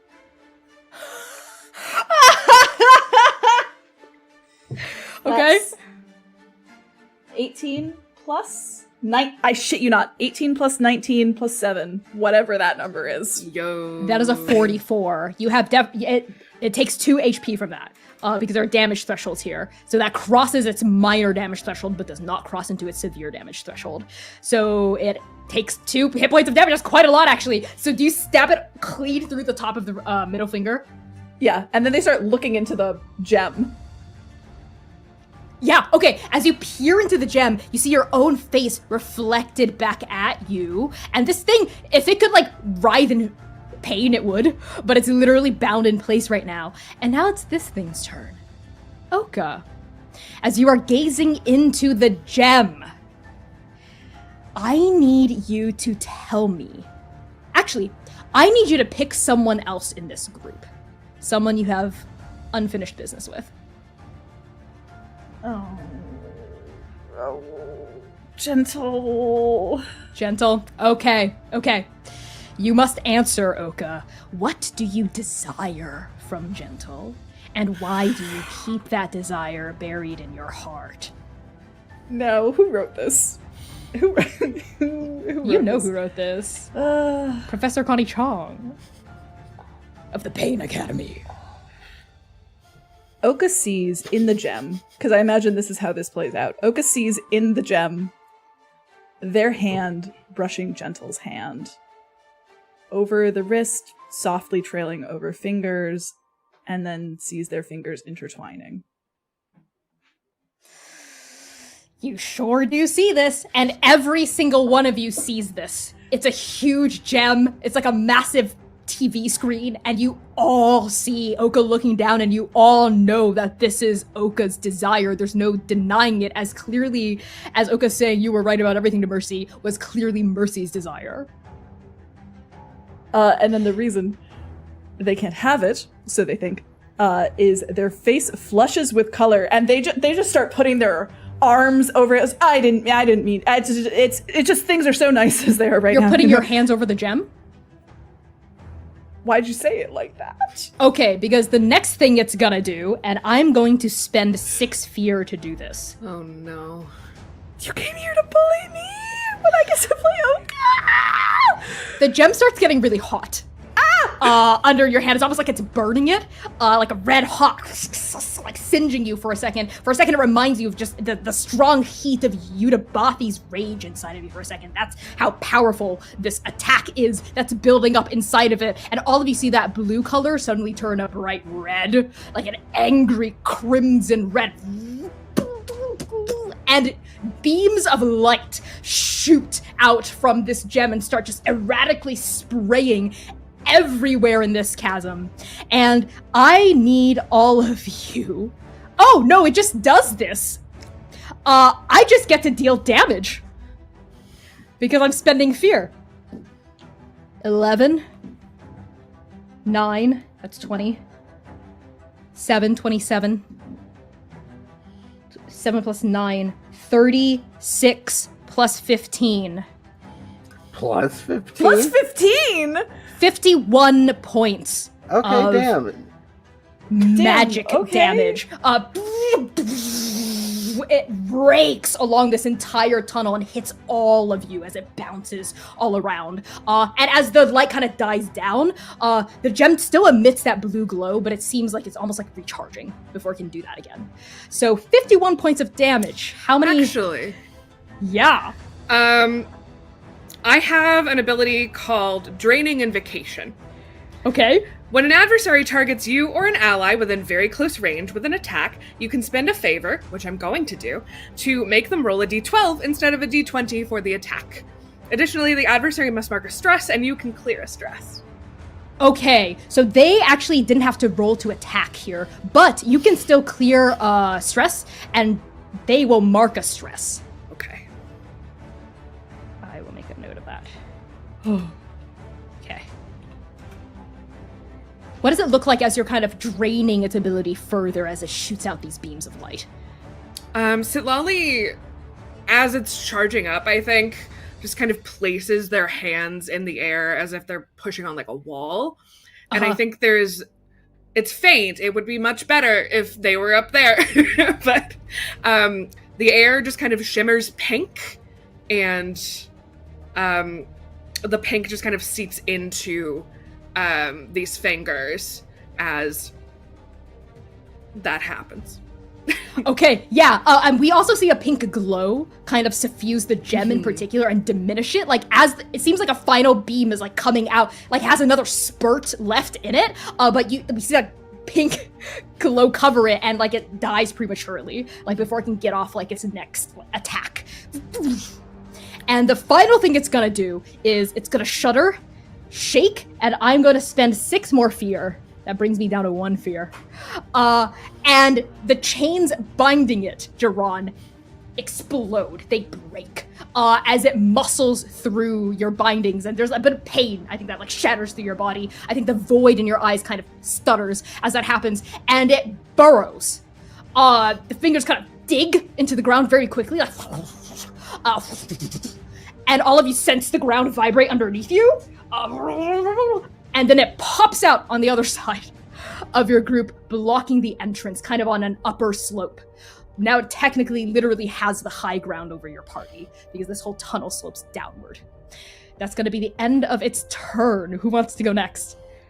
Sitlali. Hello, I have a thing for this. Sitlali is going to look around at everyone, take stock of the large hand in blocking the exit.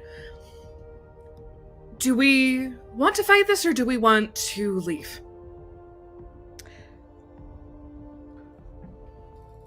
I'm in the leaving camp. Fuck this hole. Fuck this hole. And Fuck this hole. Sitlali is going to cast Spectral Mist. Let's see. On a success, spend a hope to create an eerie mist that gathers around you and any targets within close range. I think everybody's in close range. All affected creatures become momentarily incorporeal, allowing them to move through a solid wall. This effect lasts until you've passed through the wall successfully. So, I do have to roll for that. Okay. How many fear do you have? How many fear do I have? 1. Okay, I get to add that. Okay. I had 13. I know. Oh, yeah. I know. I counted it That's go okay. down. Oh, that's okay. And that's. Do I add presents to that? Yeah. Are we treating the hand like a wall? Yes. I love it. Okay. So I got a 12 with the fear die, if that matters. Oh boy. But when well. I succeed with fear, I can mark 2 stress to keep you from gaining a fear. So I'm gonna do that. I was ready for you, Connie. Damn, you Queen were was prepared. like, An how can I anti-Connie make Connie build. mad? Prepared. Okay, so that's I succeed. 12. 30, that's a 19, and I needed a 13 to succeed. Oh my So- god. Yeah. How does it look as everyone turns incorporeal?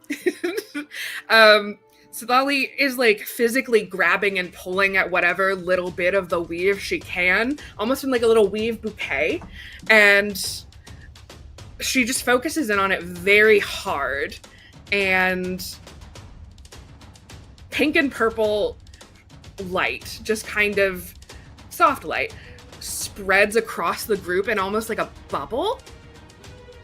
And then things get kind of weird. In that everyone becomes kind of this like misty.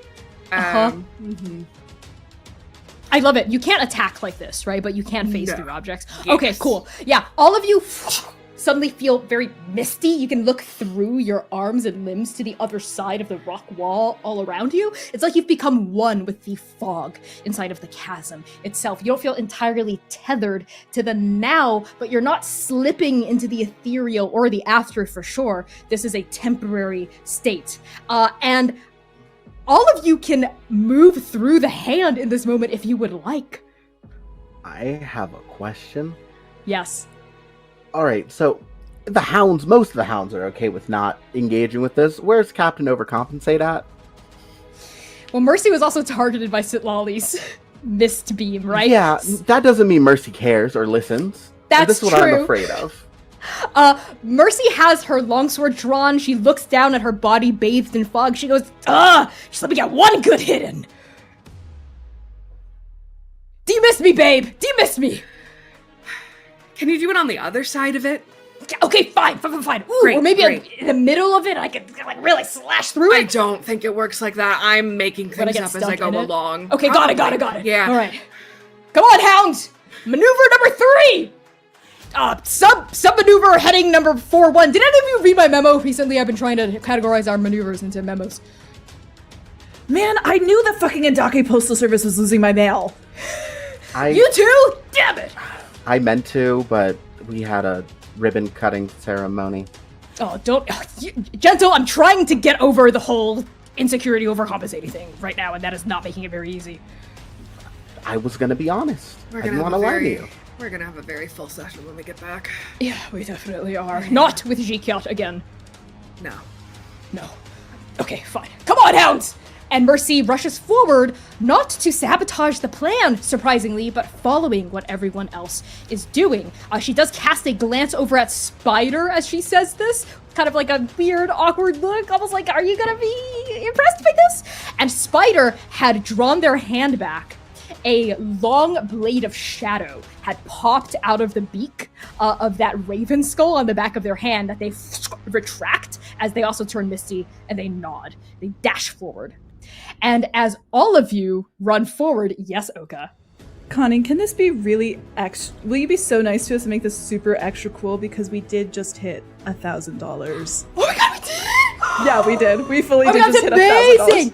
Yeah. Okay, we also got some new donos, so we have another Hound's Kiss on the dock, and Northern Gale tipped 60 for another X appearance. So this Can will you be just an remind us extra how cool many kisses we have?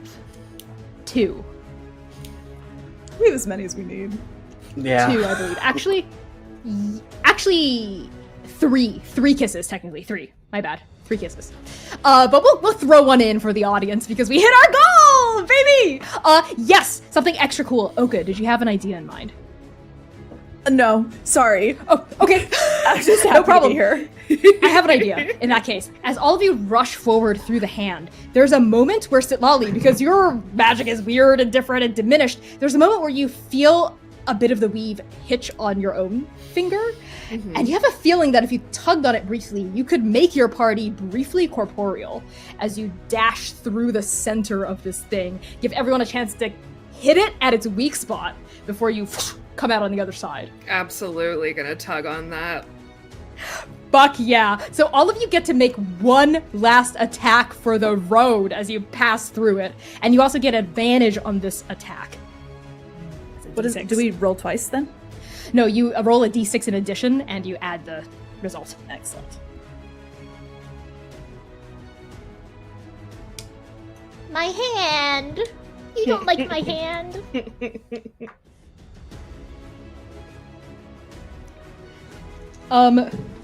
While this is happening, I'm gonna adjudicate the X appears. As you all pass, there's like a swirl of mist, right? And the screen fills with this white swirl of mist.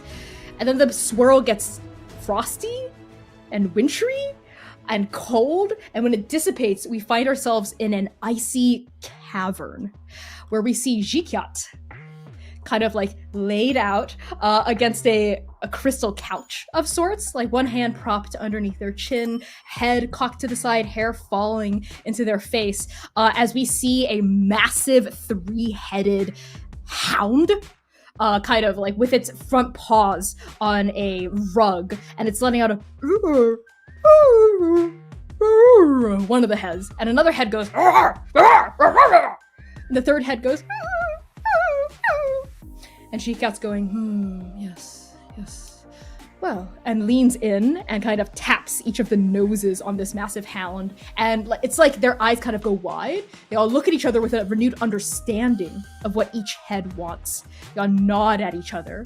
And Shikat kind of reclines back and nods. And as we pan up, we see a wall full of brand new therapy awards, certifications, and accolades. And a few frames have been smashed, as we've seen certificates of revocation. They've been revoked, specifically from mortal-based and not monster-based treatment. The chilly mist swirls in again, and now we're in the middle of this hand. Who is ready for their attack? I got a 30 with fear, and you get 4 fear instead of 1 for this one, because I am using risk to do it. Excellent. Oh, I got a fear removed from me by Sitlali, right? Damn it. Okay, so I have 4. Got it. That does hit, so what is your damage? Oh, I forgot about damage. 1 second. No worries. Who is ready for their next attack? Who has rolled it? I also didn't roll damage yet, but I did hit a 25. That definitely hits. Go ahead and roll damage. What about you, Gentle? Gentle, what did you get for your This attack? mute button's gonna kick my ass. You're good. Okay, that is a... Ooh, that's a lot of numbers. I want to say a... Ooh, so sorry. Numbers are fucking hard right now. I want to say that's a 29 with fear. That definitely hits. Did you roll damage yet? No, because I was going to ask if I could combo it. I have a whole combo mechanic on here. Oh my god, who do you want to combo with? Oh no, I mean, I just hit it a bunch. Oh, I got it. Okay, cool. Yeah, do your thing. Roll your combo damage. Beautiful. I'll tell you in a second how much it's going to end up being. Love it. I did You're on. 26 damage. 26. Okay, that is 1 point of hit point damage to it. That is And 20. I also subtracted 1 from Gentle's attack earlier. Go ahead, Oka. And that is 29 damage from Dream Hunter.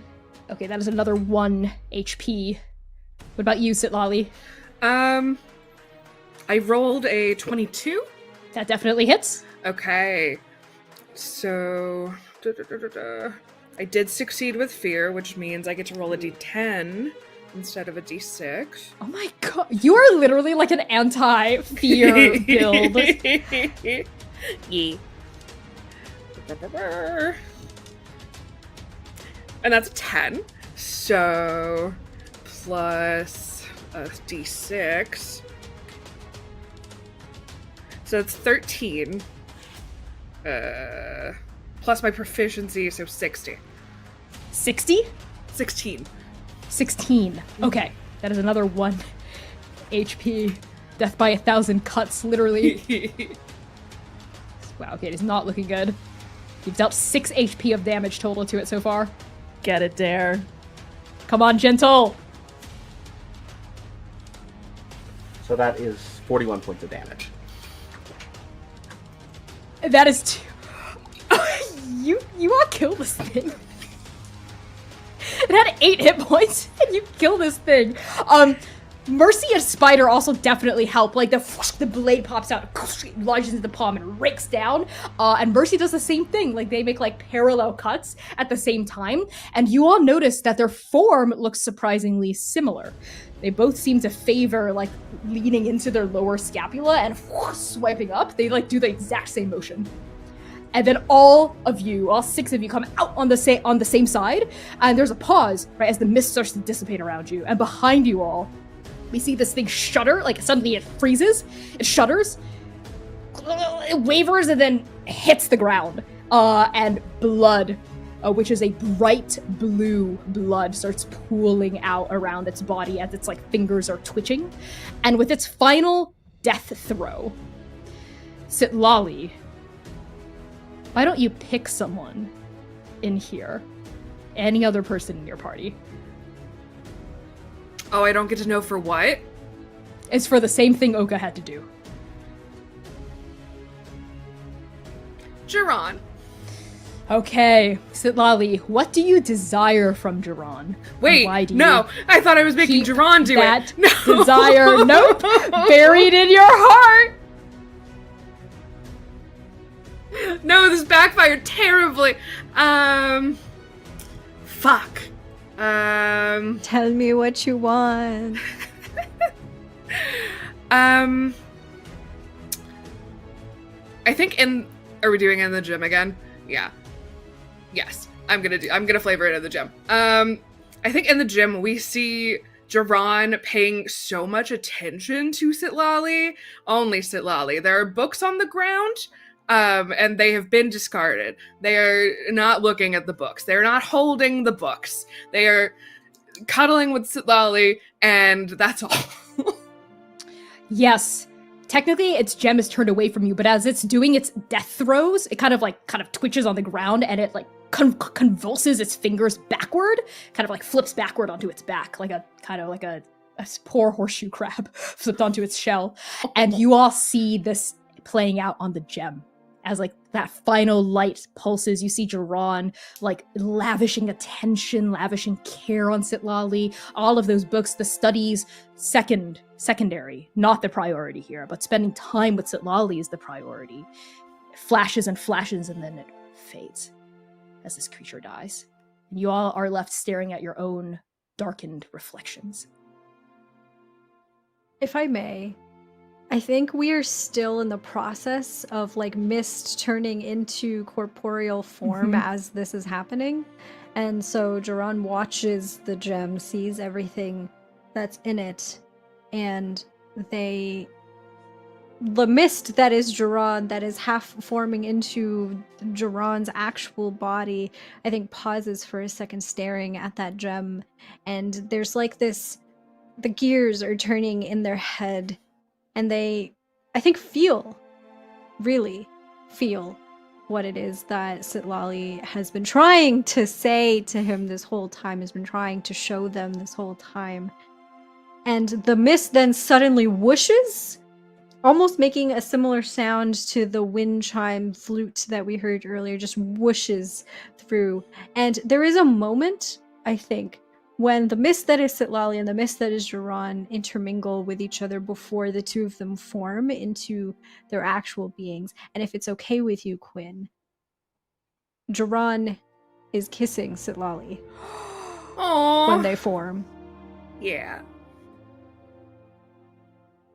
And when they pull away, Jiran, still holding on to Sitlali's face, says, "I'm sorry. I'm really sorry. I didn't realize just how much I was... Well, just how much I was neglecting you, I guess." You're such a fucking nerd, and they're gonna kiss you again. I think meanwhile, as Oka also turns to corporeal form, sees this happen, nods a little bit in relief, and as they often do in these kind of situations, finds themselves standing next to Gentle. Hey. Hi. Hey, Gentle. Yeah. About the other day, I really like how things are right now. And you know how you feel when you haven't had something really good in a long time, and then when you have it, it's like you're afraid of losing it, so you're nervous when things change, when the dynamic shifts. Gesture to the everything of Jiran. No, I know. No, this is... Yeah. Yeah, but if I am going to listen to Sen when they pull me down here, then I should also listen to Sen now, I think. I think that would be a nice change for us, if you wanted to. Yeah, and if I could ask something as well. Do you mind if I take your hand? Sure.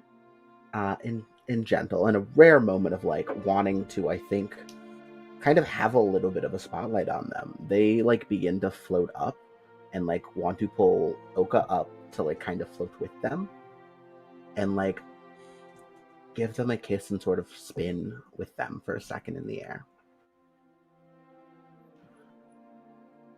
Two old masks from a long time ago in Dabathati shift a little bit up in Oka's room in the homestead as Oka kisses you back. And you can feel their wings kind of curl around you. I've always wanted to go flying with you. I never... you know me in words, especially about feelings. Me too. But maybe we make a good team that way. We really always have. We can always have. While all of this is happening between the four of you, Mercy props her hands on her hips and is not looking at Spider, but she does address them and go, well, I guess since everyone's airing things out, we've got nothing to... We don't really... I mean, we don't have to... I'm not sure how's the team? Did you make the team? Champ? What team? Mercy, please. I know we weren't targeted by that creature, so it didn't show us what we were keeping hidden from each other, but if it did, I know what would have played out in that gem for me. You do? Yeah. You would have seen yourself with me just being normal. Huh? Wait. What do you mean, normal? Damn it, it's the monster hunting thing, right? You think that's too weird? You don't like the whole violence thing? And no, that's fine. I'm an intern at the Hounds of Mercy for a reason. Not just because I have to intern at a different organization from a different country every season, but because I wanted to get to know you, Mercy, outside of the context under which I've known you, which is you coming over and being super extremely strange around me and asking questions that I've never heard of and don't know how to respond to. I just want to get to know you. And maybe if we actually click as people, maybe we could be friends or like a parent-child. I don't know. Just, we at least need to be able to start. And to be able to start, I have to be able to talk to you. Right. Sorry, kid. I've never had a kid before. I wasn't expecting to have a kid. I mean, your mother, Rhyme, really kept this from me, and I understand why. I do get it. And I just look at you, and you're 15, and you already have all this shit together, and when I was your age, I was a fucking mess, and I guess I just feel like I don't have anything left to teach you. You already know it all. I could learn how to punch like you. I don't really know how you throw that haymaker. Okay. Yeah, maybe we'll throw the old haymaker around in the backyard. Yeah, see, that's what I mean. You're getting weird again. Got it. I understand. And Mercy softens and offers a real smile to Spider, not a strained grimace. Spider offers a real smile back. We pull down. Sorry, go ahead, Oka. I think as we're all headed out, there's a brief moment as we're starting to probably picking up our patching the wounds and heading back up toward the top of the chasm, up those stone bridges, that Oka pauses kind of at the mouth of this cavern, and they look away. And that expression comes over their face again, that pulling expression, that listening expression, that wanting grief that doesn't even belong to them, but sits inside of their bones. They blink, and then they turn their gaze back to their family, the people they love. And it softens. It softens the grief. And I think at that exact moment, Duran happens to turn around and sees Oka looking at all of us. And they smile softly at Oka, a kind of delight in the sparkle of his eyes at just the everything that is here that Oka and, the rest of the Hounds got to experience together. And he holds out a hand back at you. Hey, you coming? yeah. With you?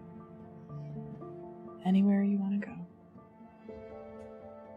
And Duran laughs a little, pulls Oka in close, and goes to kiss them. Oka pauses right before your mouth. You said it tasted good? Weirdly good. Very Let me see strong. Let me see what I think about that. And Oka leans in, and they kiss you. Oka. Today is not the day where you reach Tungal again.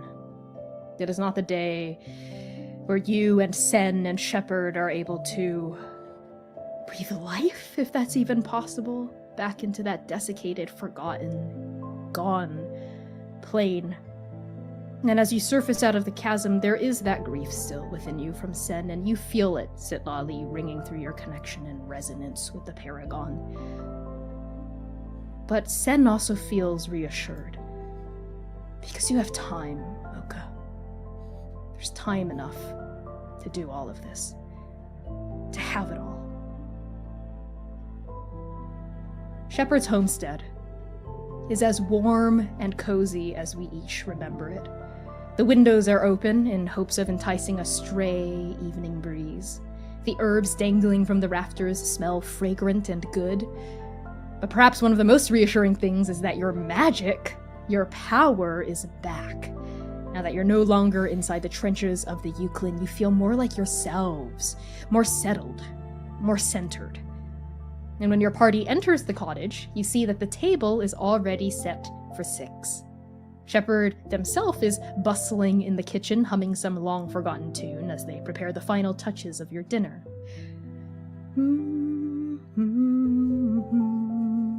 We're back. Oh, Hounds, is that you? And Shepard steps into the dining room wearing their classic Kiss the Cave Fisher apron. Make yourselves at home. I can't wait to hear all about your adventure. And without even looking specifically at her, she reaches out a hand in Mercy's direction, who was already mid holding out a pouch of some sopping wet fungus that she's collected. She goes, "How did you..." And places it in Shepard's hand. Shepard goes back into the kitchen. And as you settle around the table and kind of like dust off your boots, take your load off, what's that final moment we get from each of you?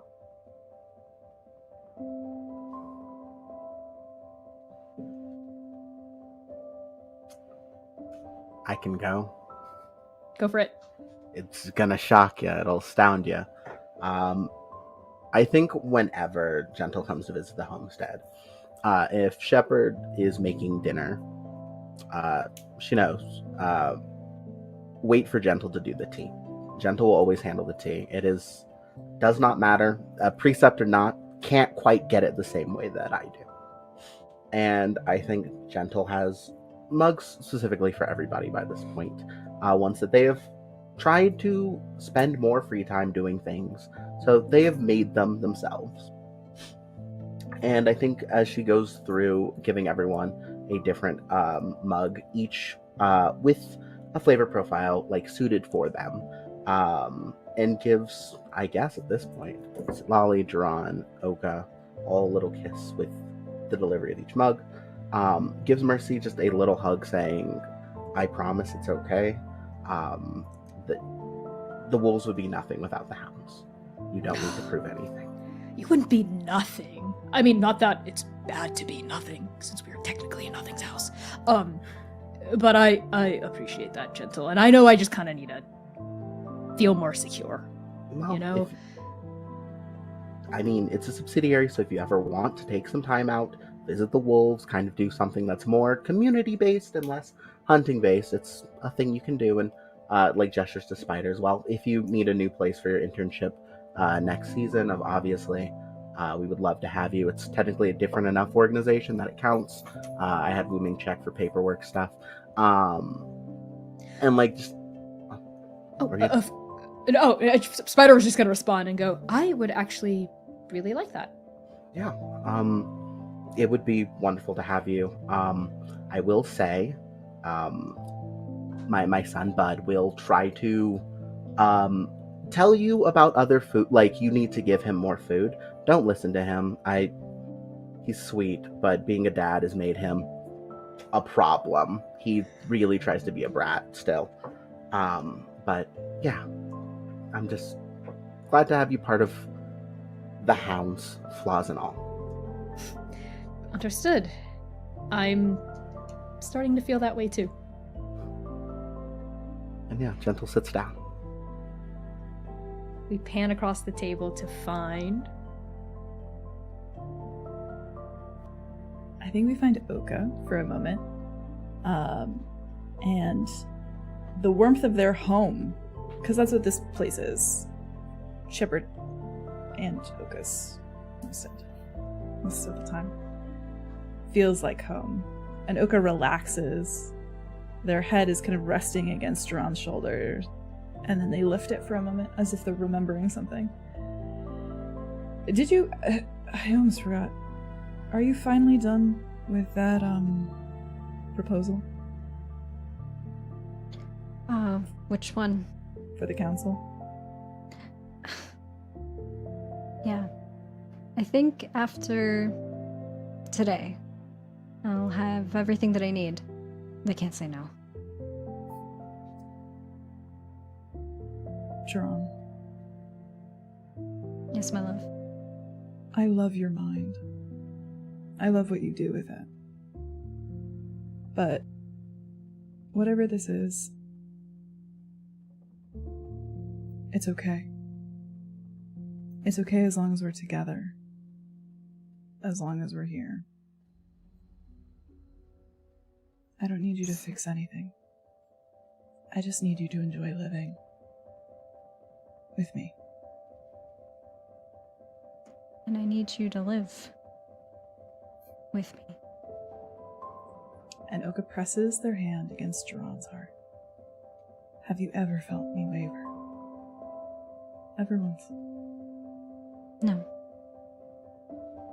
No. Then you have nothing to fear. I'm glad you and Silali made up. Me too. I think we could probably talk about the break. I think you probably should. Yeah. But first, if you don't mind. And Oka kind of stands up, makes a show of like stretching, and then on their way to the kitchen, leans over the seat that Sitlali is in as though they're coming in to have a quick word and a remark. But they just look down at the second of the Hounds of Mercy, and they smile. Have I ever told you how much I enjoy watching you do magic?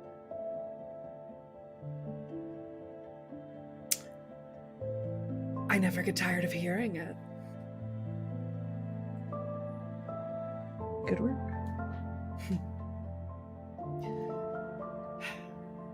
When things settle down a bit here, I would love to pick your brain about some ideas I've been having about replicating certain seemingly impossible magics. Same time as usual? Same time as usual. I'll meet you in the library. And Oka leans down and gives you a kiss. Wait, that's not gonna require a test subject, is it? Don't worry about it, Mercy. Got And it. Oka walks into the kitchen, and you can hear their laugh kind of coming from the other room as they look over Shepard's shoulder and help put the final preparations on the meal. We pan away from the kitchen for now and hold on Jiran. Jiran takes a second and I think like nervously fiddles with his braids, the jingling of the coins and ambient sound. Okay. And then walks over to Sitlali. Says, "Can we talk?" Sure. Maybe not here. And Jiran will hold out a hand to bring Sitlali over to a more secluded private area, perhaps a corner of the room. So we pan to another corner of this room to find two lover boys. You were great down there, you know? Thanks, son. Really. Yeah, it seems they've really got some sort of connection with the cats. That's not what I wanted to talk about. You know, I meant it when I said that I'm sorry, and I know it doesn't seem that way, but being apart from you sucks. It kind of sucks a lot, actually, and I would really like it if we weren't apart anymore. I mean, if you want that, you know, I would get it. If not, because, you know, it's only been a day and it's, you know, not a lot of time, but... Sitlali is smiling and, as usual, loving watching you tie yourself in knots. I feel like that's a great idea. Really? Yes, I have missed you so much. I feel that I am so relieved. See, the feeling stuff is working. Mercy, the feeling talk is working. Good, I'm glad. I feel happy about that. I feel like you could be a little more sincere about that, but that's fine. I feel sincere! I do! Maybe it was just the tone of my voice. I apologize and I validate that Okay, you I'm gonna are... let you two do this. Yeah, and Jerome will, I think, leave the room, like leave and let Sitlali and Mercy continue this conversation, and they're just gonna join Gentle and help Gentle with the tea, giving it out to everybody, putting a hand around Gentle's waist and kind of holding them close. We pan over to Sitlali now. I think Sitlali moves into the den, and I think on a low table there is a jigsaw puzzle. And I think the box next to it indicates that it's going to be a landscape of the Godspine from Before the Everything. And they're like halfway done with it. They've been here for probably like 4 days being like, where the fuck is my wife? And she just kind of looks over it and remembers the last time that they were in this house for an extended period of time and how different she was then. And their shoulders are a lot looser. They're not pacing. And she settles in to get to work. Sitlali, it is Mercy who comes into the den to let you know that dinner is ready after a few minutes pass of you working at this puzzle. And she places a hand on your shoulder as you're kind of clicking another piece into place. Hey, that's looking pretty good. Thank you. I had a lot of free time while you were down there. Right. Listen, about that. And she kind of kneels down on the other side of the table to look at you. I did go down there to prove something. Old habits die hard, I guess. Yeah, I get that. It's just that all of you, the Hounds, you are the closest thing I've ever had to a family. To people who loved me for me. Ravi was the first person who... It's just been hard. Everything I've been through, everything we've all been through, they leave scars, you know. Not just on the body, on the soul, on the heart. Mm-hmm. And those scars they're alive, you know? They make us do things, but we always have a choice, I guess. How we act and how we respond, and... Look, I know I'm getting up there in age. I know I'm on death's door. She kind of laughs at that, probably taking herself very seriously. Mm-hmm. And she says, but I am always very serious and very sincere and very genuine when I tell you, Sitlali Goldheart, that you are the best damn thing that's ever happened to me. And I'll be damned if I let myself get in my own way with that. So I promise I will definitely strive to do better and to think before I leap into a hole. Strive is all I ask. And Mercy, we're not the closest thing you have to a family. We're your family. Her green skin gets a little flushed, a little deeper green. She quickly looks down and puts a puzzle piece in the wrong place. Come here, and they will smooch. Yes, you definitely smooch. For a little Mercy, bit longer Sitlali, than there's decorum. dinner. Yeah, for like longer than was like just chased. And the two of you come back into the room and you sit down.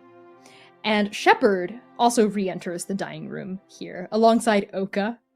And Shepard is surrounded by levitating plates of food, bathed in the cold blue magic that you are all so familiar with, now tinged and streaked through with void. And the plates are set down gently onto this table, family style, with chopsticks and soup spoons and bowls of rice to spare for all of you. The dinner itself looks delicious. It is a vegetarian delight for Oka. And you all spot familiar fungi cooked and stewed into a particularly delicious smelling soup. And this is where we'll end our session.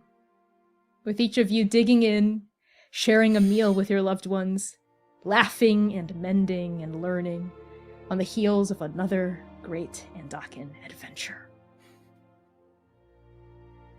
I've been your game master and creative director, Connie Chong.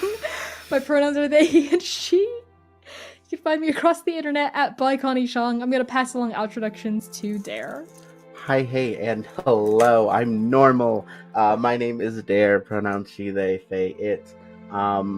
If you enjoy me as gentle, you can find me pretty much anywhere on the internet at Dare to Dream RPG. Say it with me, folks. You know it. DARE, the number 2, DREAM, RPG. I don't know. I stream and stuff, I guess. but allow me to pass it to the greatest things the Hounds of Mercy has ever given me and will ever give me, my beloved partner, Quinn. I'm normal. Hi, I'm Quinn. I have been your sit-lolly for the evening. If you want to see more of me, go to Blue Sky and put Quintastic with 3 N's in there, because I don't go to the hell site that is formerly known as Twitter. I stream and stuff, and I'm trying to do that more. I'm around. I make weird games. I write a lot. Yeah, this was really good. Hamna. It's me. Hello, everyone. My name is Hamna. I use any and all pronouns, and I have had the distinct pleasure of playing Drangadr, who uses they, he pronouns. See, we can do happy over here at this channel. We can do cute.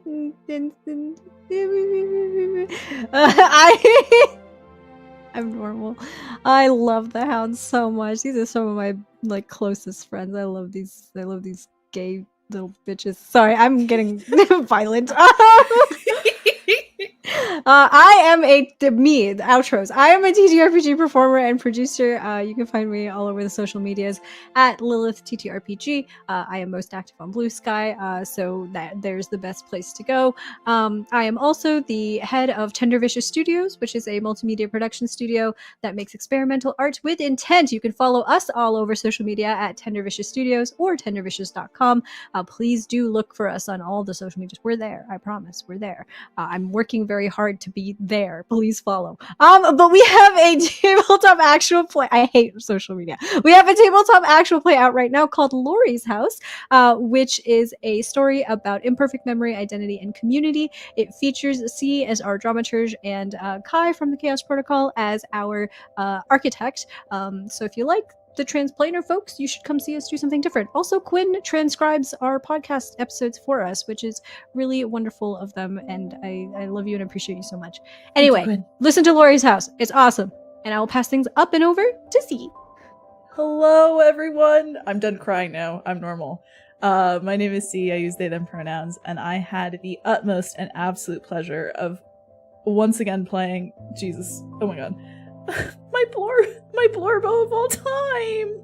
Oh god. I'm really emotional. Oh my god. Yeah. I played Oka again. And I hope I always will. Forever. Jesus. Okay. C Plays RPG is where you can find me making more mess on the internet with the people that I love. Many of whom are right here, all 4 people who I love so deeply and so dearly, amongst many, many others who frequent this channel. I am a producer, dramaturg, crier of many tears, DJ of many songs that you heard tonight, wearer of many hats here on Transplaner. And I'm just really happy to be here. That's what I've got. I want to do the announcements, but I'll let you introduce yourself, Connie. Oh, I have announcements. I wrote announcements, introductions. Oh, you wrote them. Oh, I did. take it away then. Okay. Yeah, but thank you all. Thank you all so much. All of you Hounds for doing this for the reunion. I hope we'll get to do this all the time because that was so sweet. We'll add years until we see you all gray and old. Good. Look, I'll be here when I'm 70 and we can play the Hounds when they're old, okay? I'll do it. Senior Hounds. Well, thank you all, and thank you all so much for tuning in, for celebrating the Hounds, for celebrating the Second Stranger, and for helping us raise so much money for Dee Dee's house. Thanks to your incredibly generous donations, we have raised $1,000. We have more than doubled our initial goal. We've quadrupled it or something. That's amazing. You all are absolutely fantastic. Thank you so much. That means the world. This stream concludes our Second Stranger celebration for our 5-year channelversary month. So thank you so much to everyone for participating by making fan works, tuning in to our premiere rerun this past Wednesday, and of course tuning in tonight for the Hounds one-shot. Next week, we're celebrating Godkiller First Blood, so keep your eyes peeled on Transplaner RPG's Blue Sky Monday, Tuesday, Thursday, and Friday for themed prompts about First Blood. All fanworks you make this month, as well as all fanworks you may have made in the past, are eligible to be submitted to our anniversary zine, which we're putting together after June and publishing on my itch account. All proceeds from the zine will go directly toward mutual aid and liberation. Tune in this coming Wednesday, June 11th at 8 p.m. US Eastern Time for a First Blood premiere listening party, where C and I are gonna make some fun commentary while we revisit Iron 42 and the original cradle of the Transplanerverse. So it's definitely not an event you want to miss. Humna, you had your hand raised. Yeah, I just had a thought, which was I realized that, in the process of doing Second Stranger, I actually I wrote a lot of poetry. You should submit that. Yeah, I was like, am I allowed to do it? Okay. Yes, cast members are allowed as well. Yes, the digital PDF, we're going to try to fit as many works from as many people in as possible. If and when we do end up doing a print run, we might have to just do like one per person and prioritize just like as many different people as possible if you're submitting multiple things. But, the print run is kind of up in the air. I would love to do one. But yes, cast should absolutely submit. In terms of First Blood Week, next Saturday, June 14th at 8 p.m. US Eastern Time, is Transplaner Trivia Night! Such a popular event the last time we did this, like last year. So you all, as our fans and community, we cordially invite you to participate in a fun trivia competition to test your Transplaner lore against the cast and crew. Questions about First Blood will net you bonus points to celebrate our first ever Godkiller campaign. It's a ton of fun. I love writing these trivia questions and I love running trivia night, and just come out, chat, talk about the trivia. It's going to be great.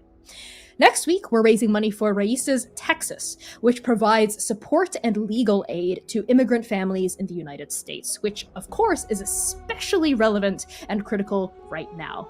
ICE must be fucking abolished, so let's show up and show out next week in particular. And finally, all of these events and initiatives help us on our path to Twitch Partner. It's been 5 years. Let's make Twitch Partner. Whether it's zine submissions from you all, charity donations, watching our streams, and engaging on our social media and Discord, all of this is incredibly helpful for showing Twitch that we have an active, thriving, and incredibly generous community, that we strive to give back to the space, and that our values are strong and resonant and liberatory. Thank you all so much for tuning in to the Hounds of Mercy versus ANDAKE'S biggest THOLE! The Hole claimed some victories. But the Hounds were victorious. Oh my